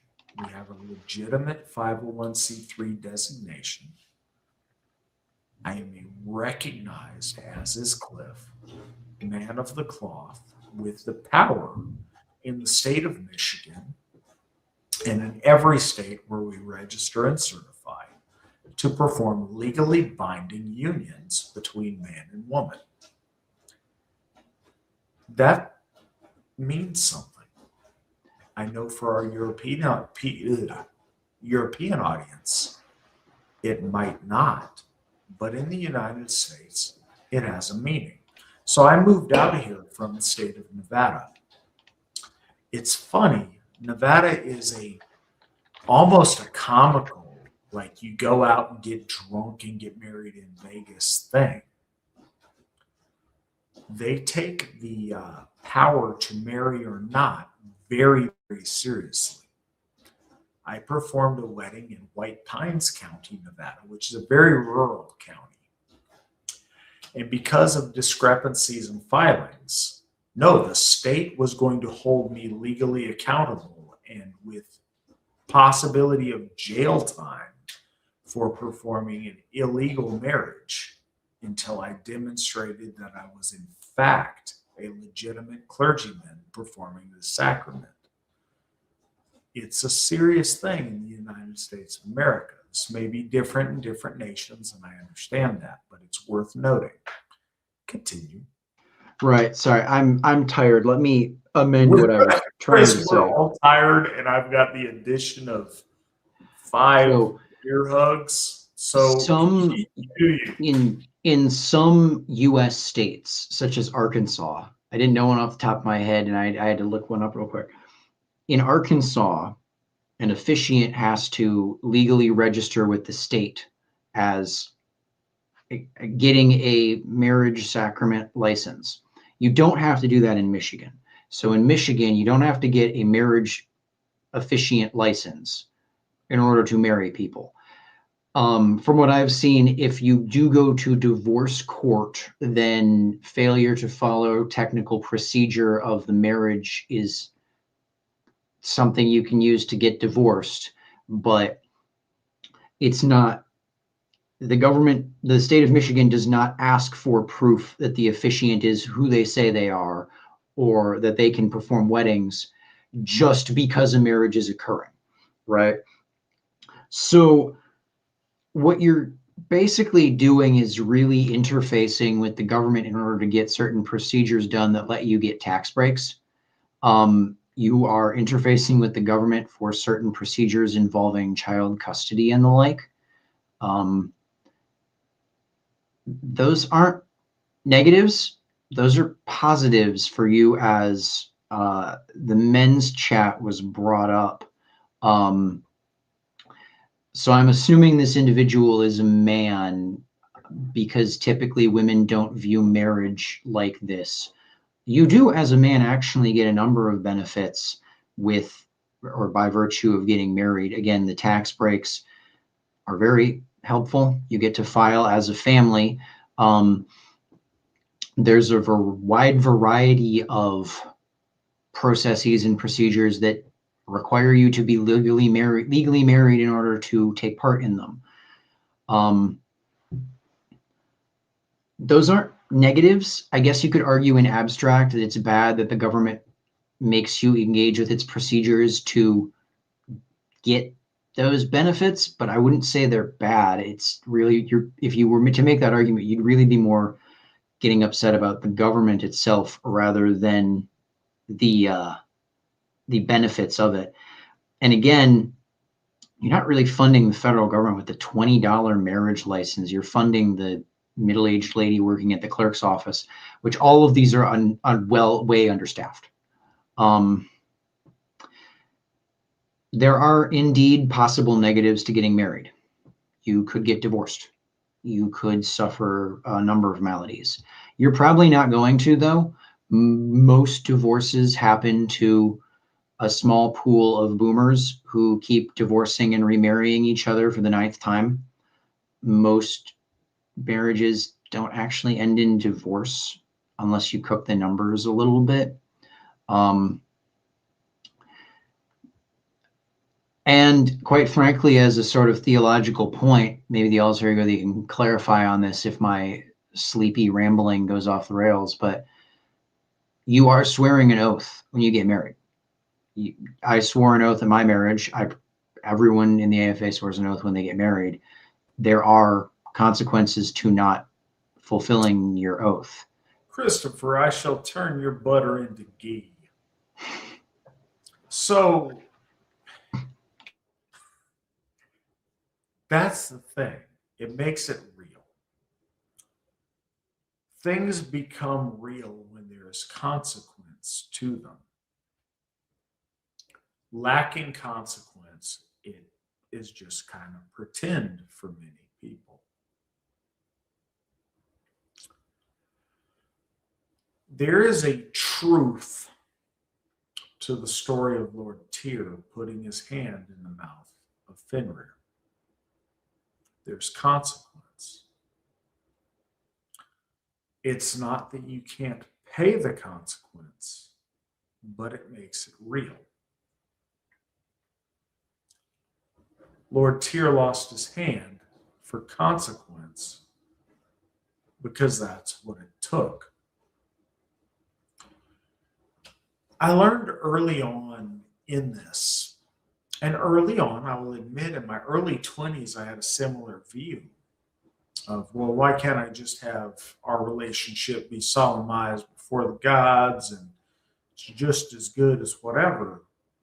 No. I ran into another man of our faith, and he's like, no, my relationship with my wife is different than you and your girlfriend. This is real. That's pretend. And it was, and it is. There's a couple of things. There's consequence. When you get married, there is for whatever it's worth.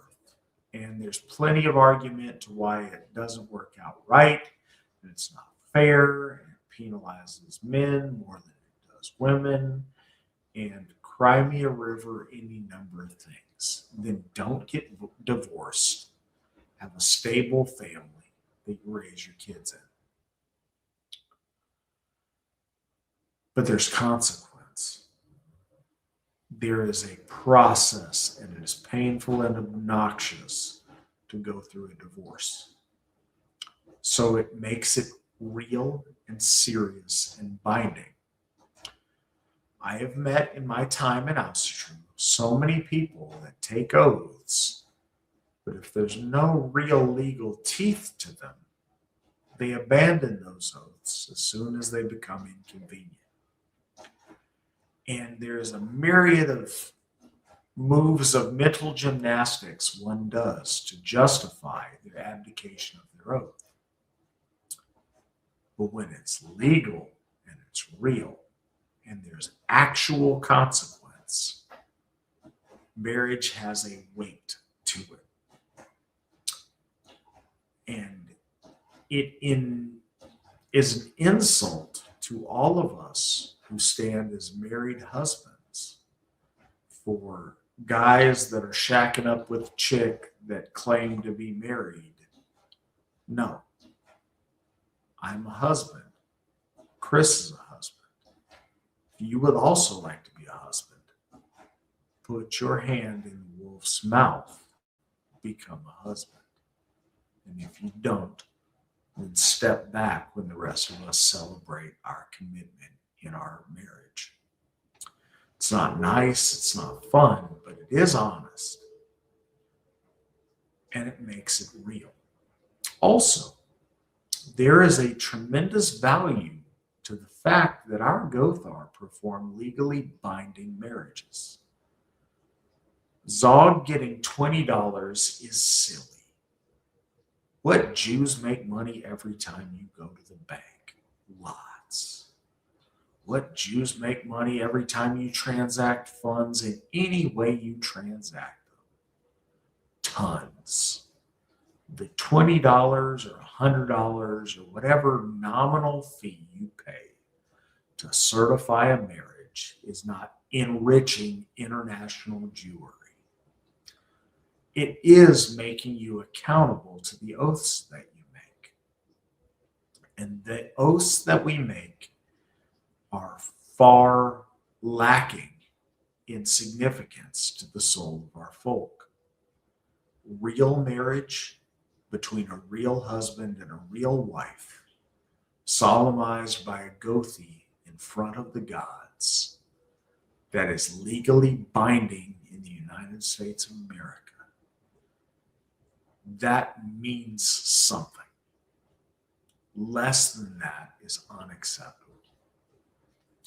Just putting it out there. It's not the answer everybody wants to hear, but it is the adult answer. It's not the answer I wanted to hear when I was 20, but it is the real answer.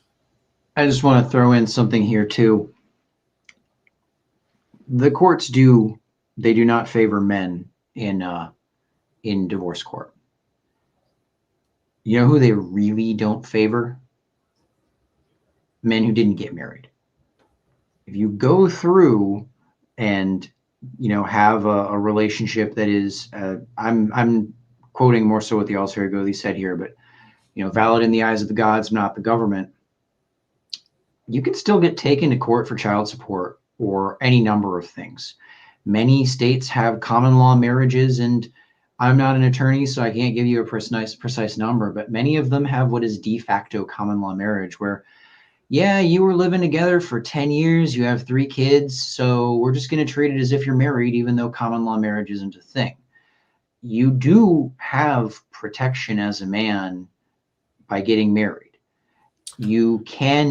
These systems, they do not favor men, but they really look down upon men that are, simply put, to use the language of the people who would be would be in favor of not favoring men. They really look down on deadbeats, right? Like, furthermore, I think this line of reasoning is kind of wrong-headed on its face, because it presumes that you shouldn't get married because you could get divorced. Most marriages do not actually end in divorce once you remove serial divorcers marrying each other for the 9th time. And it's kind of silly on its face to avoid getting married because of the potential bad consequences.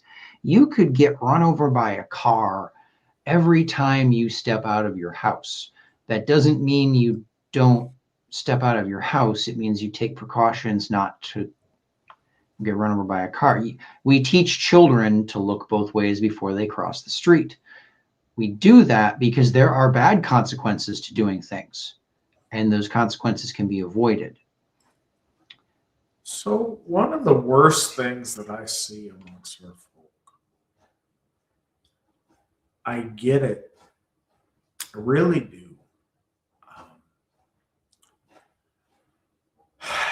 I see so many children born out of wedlock and in contentious custody struggles between parents. Legally binding marriage in the United States forces a process that you don't see otherwise. It's not fair. So, and I get this too. As a man, it's not fair. Doesn't play out fair. You're not treated fairly. So don't get divorced. I'm saying that as a man who has been divorced. I get it. I got legally married. I got a legal divorce from my wife. I am now legally married for a second time. This time, it is to the mother of my child. Legal things are in place for a reason, and they cut against men often, but they also hold people accountable to the oaths that they swear. When we get in, and this sounds absurd, but it's the immediate thing that comes to mind. When you're in elementary school on the playground, kids get married to other kids. It's pretend and it's fun. And you play in the sand and you go down the slide and then you go home and it's not real. Actually, legal binding marriage is a real thing. We should celebrate that institution while it has weight in our society. Don't marry foolishly. Choose wisely who you have children with.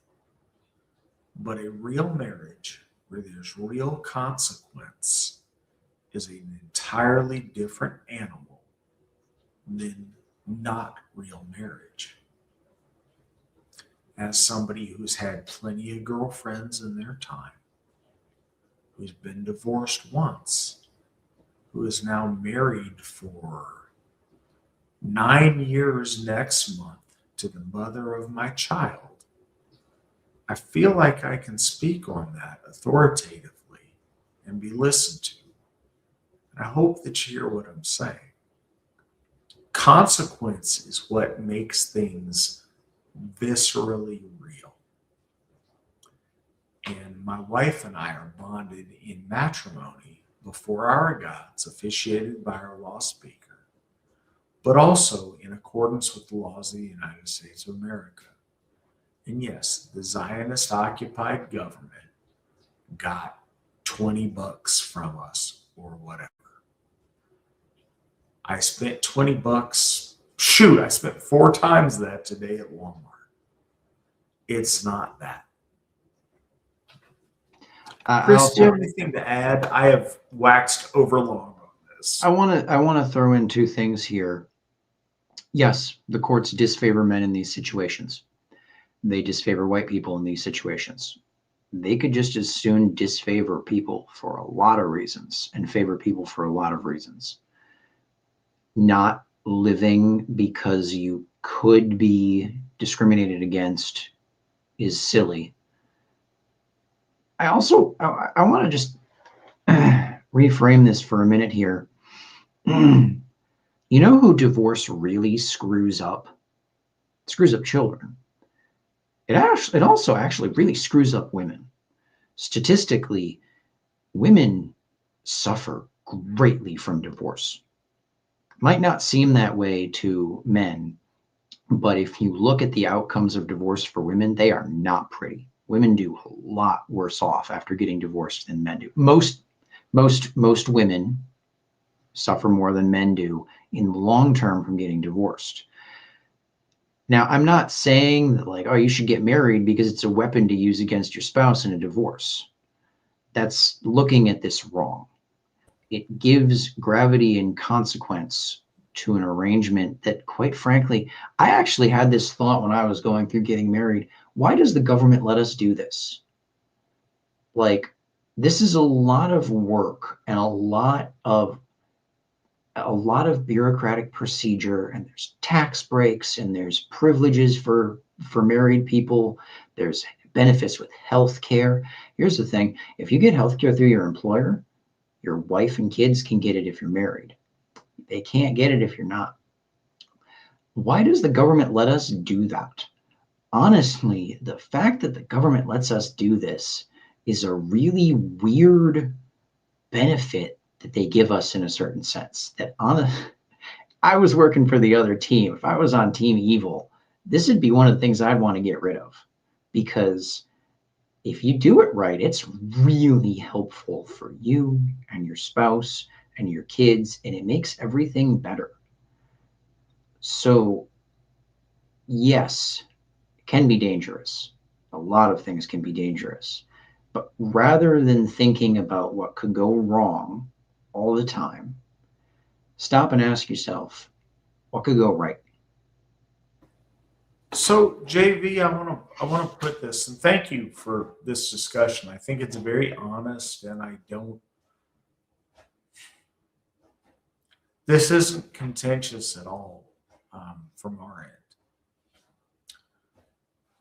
Because we live in a political system that we feel has let us down in so many ways, and is so far from what we feel is natural or right or good. It's easy to suggest, like, nah, screw all that. I'm just going to get married in the backyard between me and the gods, and the government doesn't matter. As men, we know better than that. And it's our job as the head of the household to be honest with ourselves about the situation we face. You mentioned, why pay Zog? What if it wasn't Zog? What if it wasn't the Zionist occupied government? What if it was, as our founders intended, a government made up of landowning, free white citizens of the United States?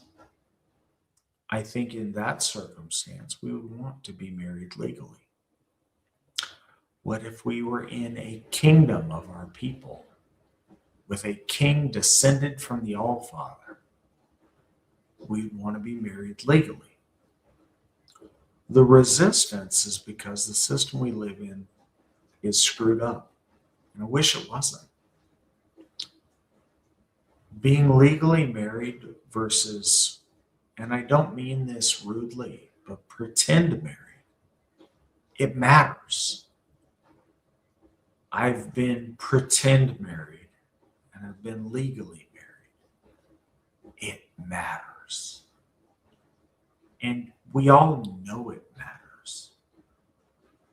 We may have resentment for the rule that we find ourselves under, and I get that. I'm very sympathetic. But there's real or not real. We owe it to our wives, we owe it to our children for us to be in a real marriage and to make it work. All the arguments and all the concerns, other than buying somebody a new dreidel with your $20, cool. Spend to your heart's content. It's $20. I'm not that cheap. Making it real versus not real is something we owe our wives and our children. If you don't want it weaponized against you, then choose your partner correctly. Again, I'm on my second marriage. I'm not telling you I'm better than everybody else. I'm not. I am so blessed that Mandy and I are united by faith and values and the things necessary to raise our daughter. Find that for yourself. Let us help you with that. But it's real or not real. And I think we all feel the gravity of that. But again, I wax overly verbose when the beer hug is upon me. So we don't have a lot of questions tonight, so I am kind of entertaining. There's a number of things. Also with the marriages, there are benefits that do factor in. With the homosexual incursion into the marriage space, some of those benefits are diluted. It sucks, but it is what it is.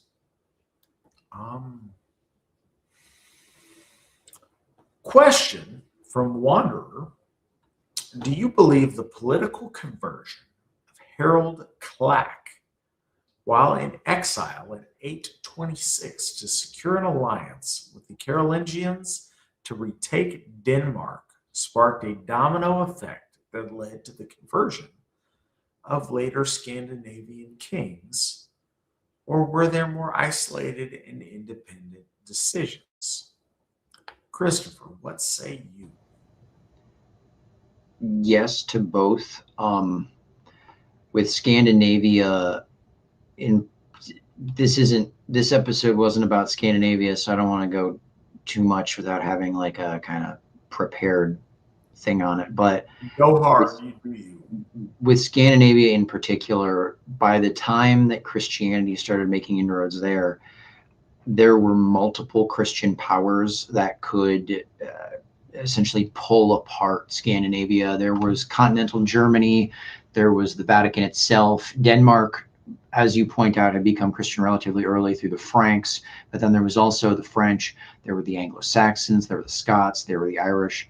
If you were a Scandinavian warlord with a particularly loose attachment to the Aesir, you actually had a lot of people you could get backing from. Scandinavia was also pretty far away from most of these places, unless it was Denmark, but you know what I mean? That meant that you didn't really have to do a lot other than like profess Christianity to whatever your patron saw as acceptable, which meant whatever for whoever, right? So yes, I don't think it's as simple as, oh, well, if Harold Clack had died on the way to the Carolingian capital, then this wouldn't have happened. I think there were other entry points and vectors, but yes, I think this would have certainly impacted Denmark, which would have impacted southern Sweden, which would have impacted southern Norway, and so on. I know that's kind of simplistic, but that's my answer.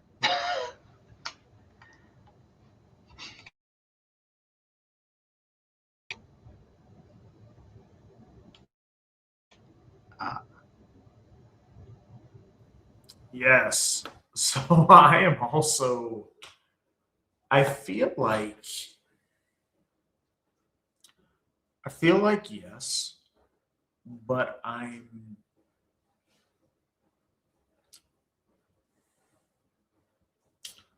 Chris could probably bust out a really cool Latin version of this.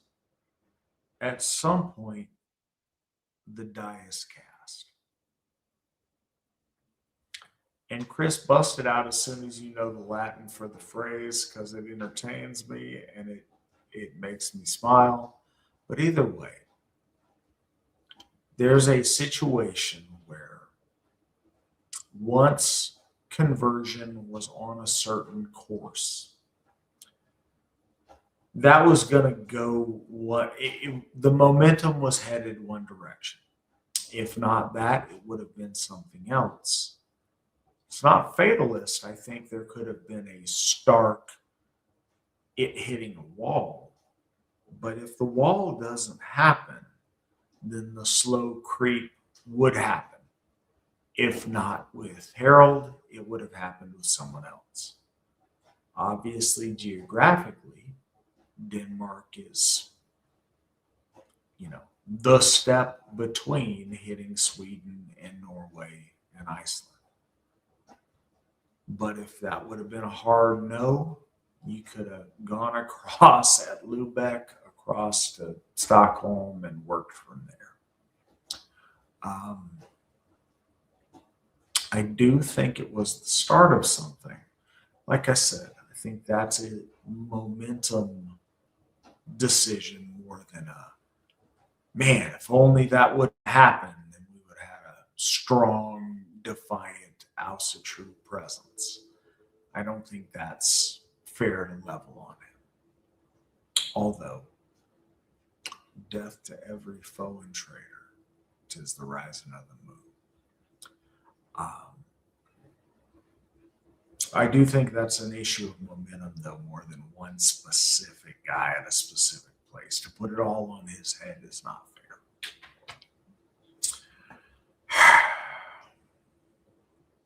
Sorry, let me catch up with the chat for a sec.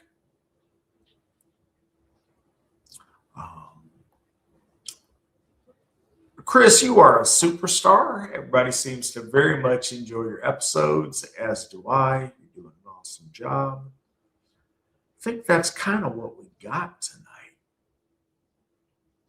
Barring anything else. There is a question here from ML Wiz. Unless you considered the marriage stuff bookended. I'm sorry. I thought it was, but since you opened the jar of worms, go ahead and address it. Go ahead, Nick, or go ahead, Chris Cook. Well, he says, are you tying the law around a marriage to the official Asatru stance on marriage? Does that translate to other things such as racial issues? I'm a little too tired to have a coherent, big brain answer to that.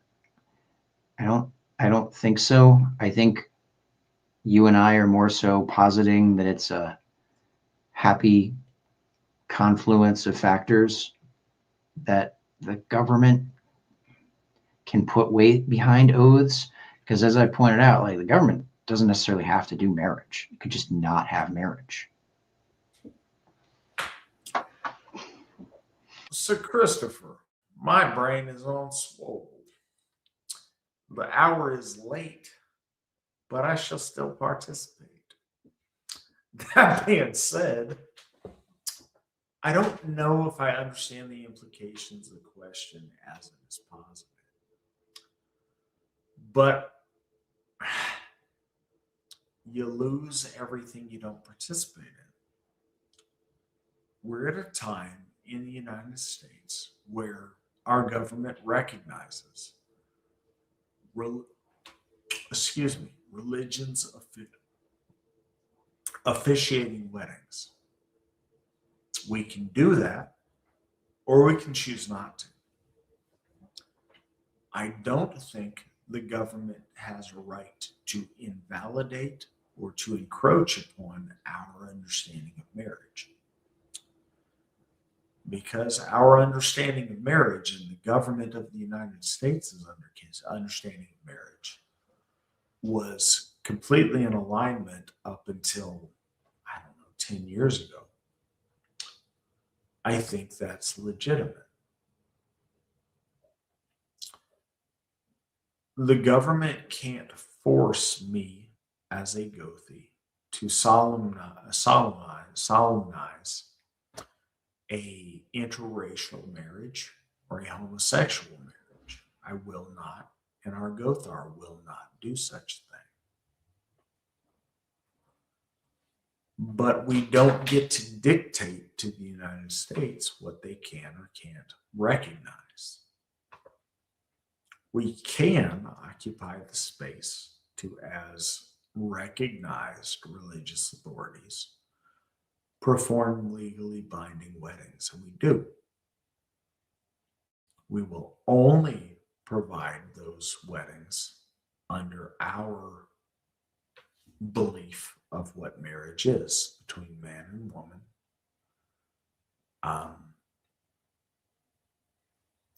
Between white man and white woman in our context. We can't be compelled to do other than that, and we'll maintain our right to solemnize those unions as best as we can. That's significant. It's funny, as we're having this conversation, I look up to my right, and there's we'd have to Google a couple of years ago, the copper anniversary of my wife and I. There's a copper plate that's, I don't know what the right words are, but a photograph is inscribed on a copper plate of Mandy and I on the day of our wedding, with Alan, who was the officiant, the Gothi who solemnized our wedding at the time. That's real. Something else isn't. being a husband and a father is real. We are in a place in the United States of America in 2026 where we still have the ability to make that real or not. In the AFA, we only solemnize real weddings. There's plenty of guys out there with a baby mama and people they shack up with that want to claim the rights that I have. I will fight tooth and nail for my status as a husband and father versus baby daddy and dude who claimed he got married in the park or something. This is real, and that's not. It's not gatekeeping to delegitimize anyone else. I would invite all of our men who want to take on the mantle of father and husband to do that in a legally binding way before our gods and before the government of the United States of America that may or may not be occupied by Zionists. Make it real. We all know there's a difference between real and not. I'm not trying to flex on anybody that's not. But we all know the difference. Join Chris and I. Let's make it real. Just to say, just to ML Wiz, he kind of clarifies in another message in here, I think his intention, and I think you answered this, of why wouldn't AFA priests perform a marriage that wasn't legal? I think the distinction here is none of the marriages we would perform are illegal. Like, we only marry heterosexual white people. That's not illegal. So the question of would we perform an illegal marriage is kind of moot, you know, like. Well, but is this real or is this make-believe nonsense? Gender confused, pink-haired, make-believe nonsense people marry people to trees or to Raggedy Ann, Raggedy Andy dolls or to animals or solemnize trifectas of mentally ill fatties or whatever they do. That's not this. This is real. It's elevated, and it's a bond between a husband and a wife and the start of an Asatru family. It's one of the reasons I'm so loath to use the term pagan, because pagan is pink-haired, obese, mentally ill people doing disgusting things to validate mental illness. It's not what we're doing. And we are blessed. We're in a time and a place to where our marriages are legally binding. We want to maximize that to the glory of our gods, our families, and to make our ancestors proud of us. And I think our ancestors would not be proud of us with pretend marriages where real marriages are available.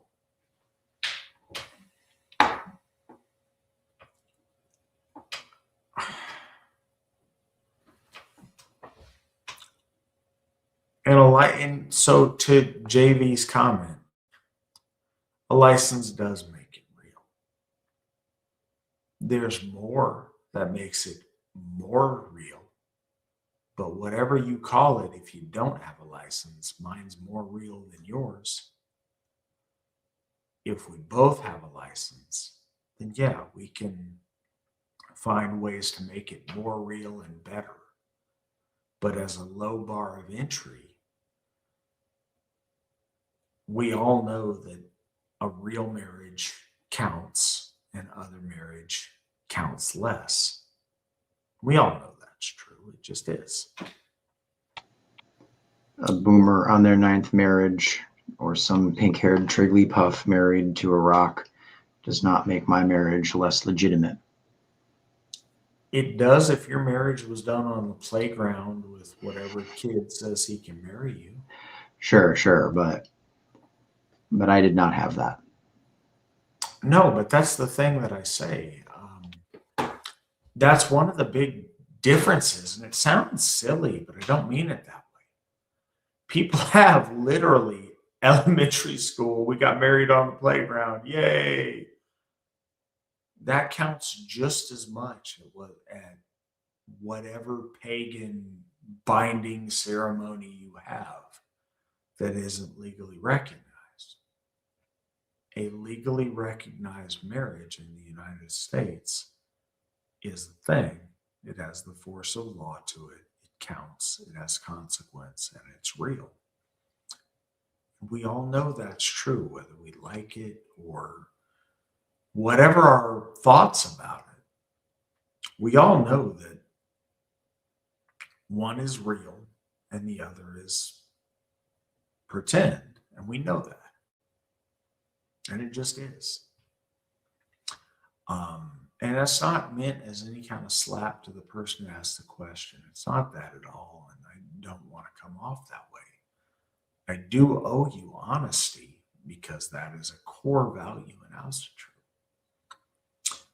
And so I'm providing that the best I can. Chris, thank you so much for coming on and presenting this information today. We all learned so much from your presentations. Everyone loves them. They are highly requested and sought after and celebrated. You do an amazing job. Can't tell you how much we appreciate it. And this is a really important one, and one that I'm very excited to formally celebrate and acknowledge these 4,500 men with a day of remembrance. And hopefully it influences our folk on how they see themselves, how they see loyalty, and inspires them to raise their loyalty to that standard. So thank you, Chris. Thank you, Nick, for all you've done. Thank you to everybody who has donated so generously. We appreciate everybody. I am looking forward to next week's episode with Swan as we continue our study of the Gylfaginning. Everybody, go to your Hof, celebrate Summermouth. It's a fun and exciting day to celebrate with you and your family, to kick off summer in an auspicious and right way. Go to your Hof, make it happen. If you can, show up to Njord's Hof. I would love to see you there. If not, I'll talk to you next Wednesday. Hail the Aesir, hail the folk, hail the AFA, and remember, victory never sleeps. Hail.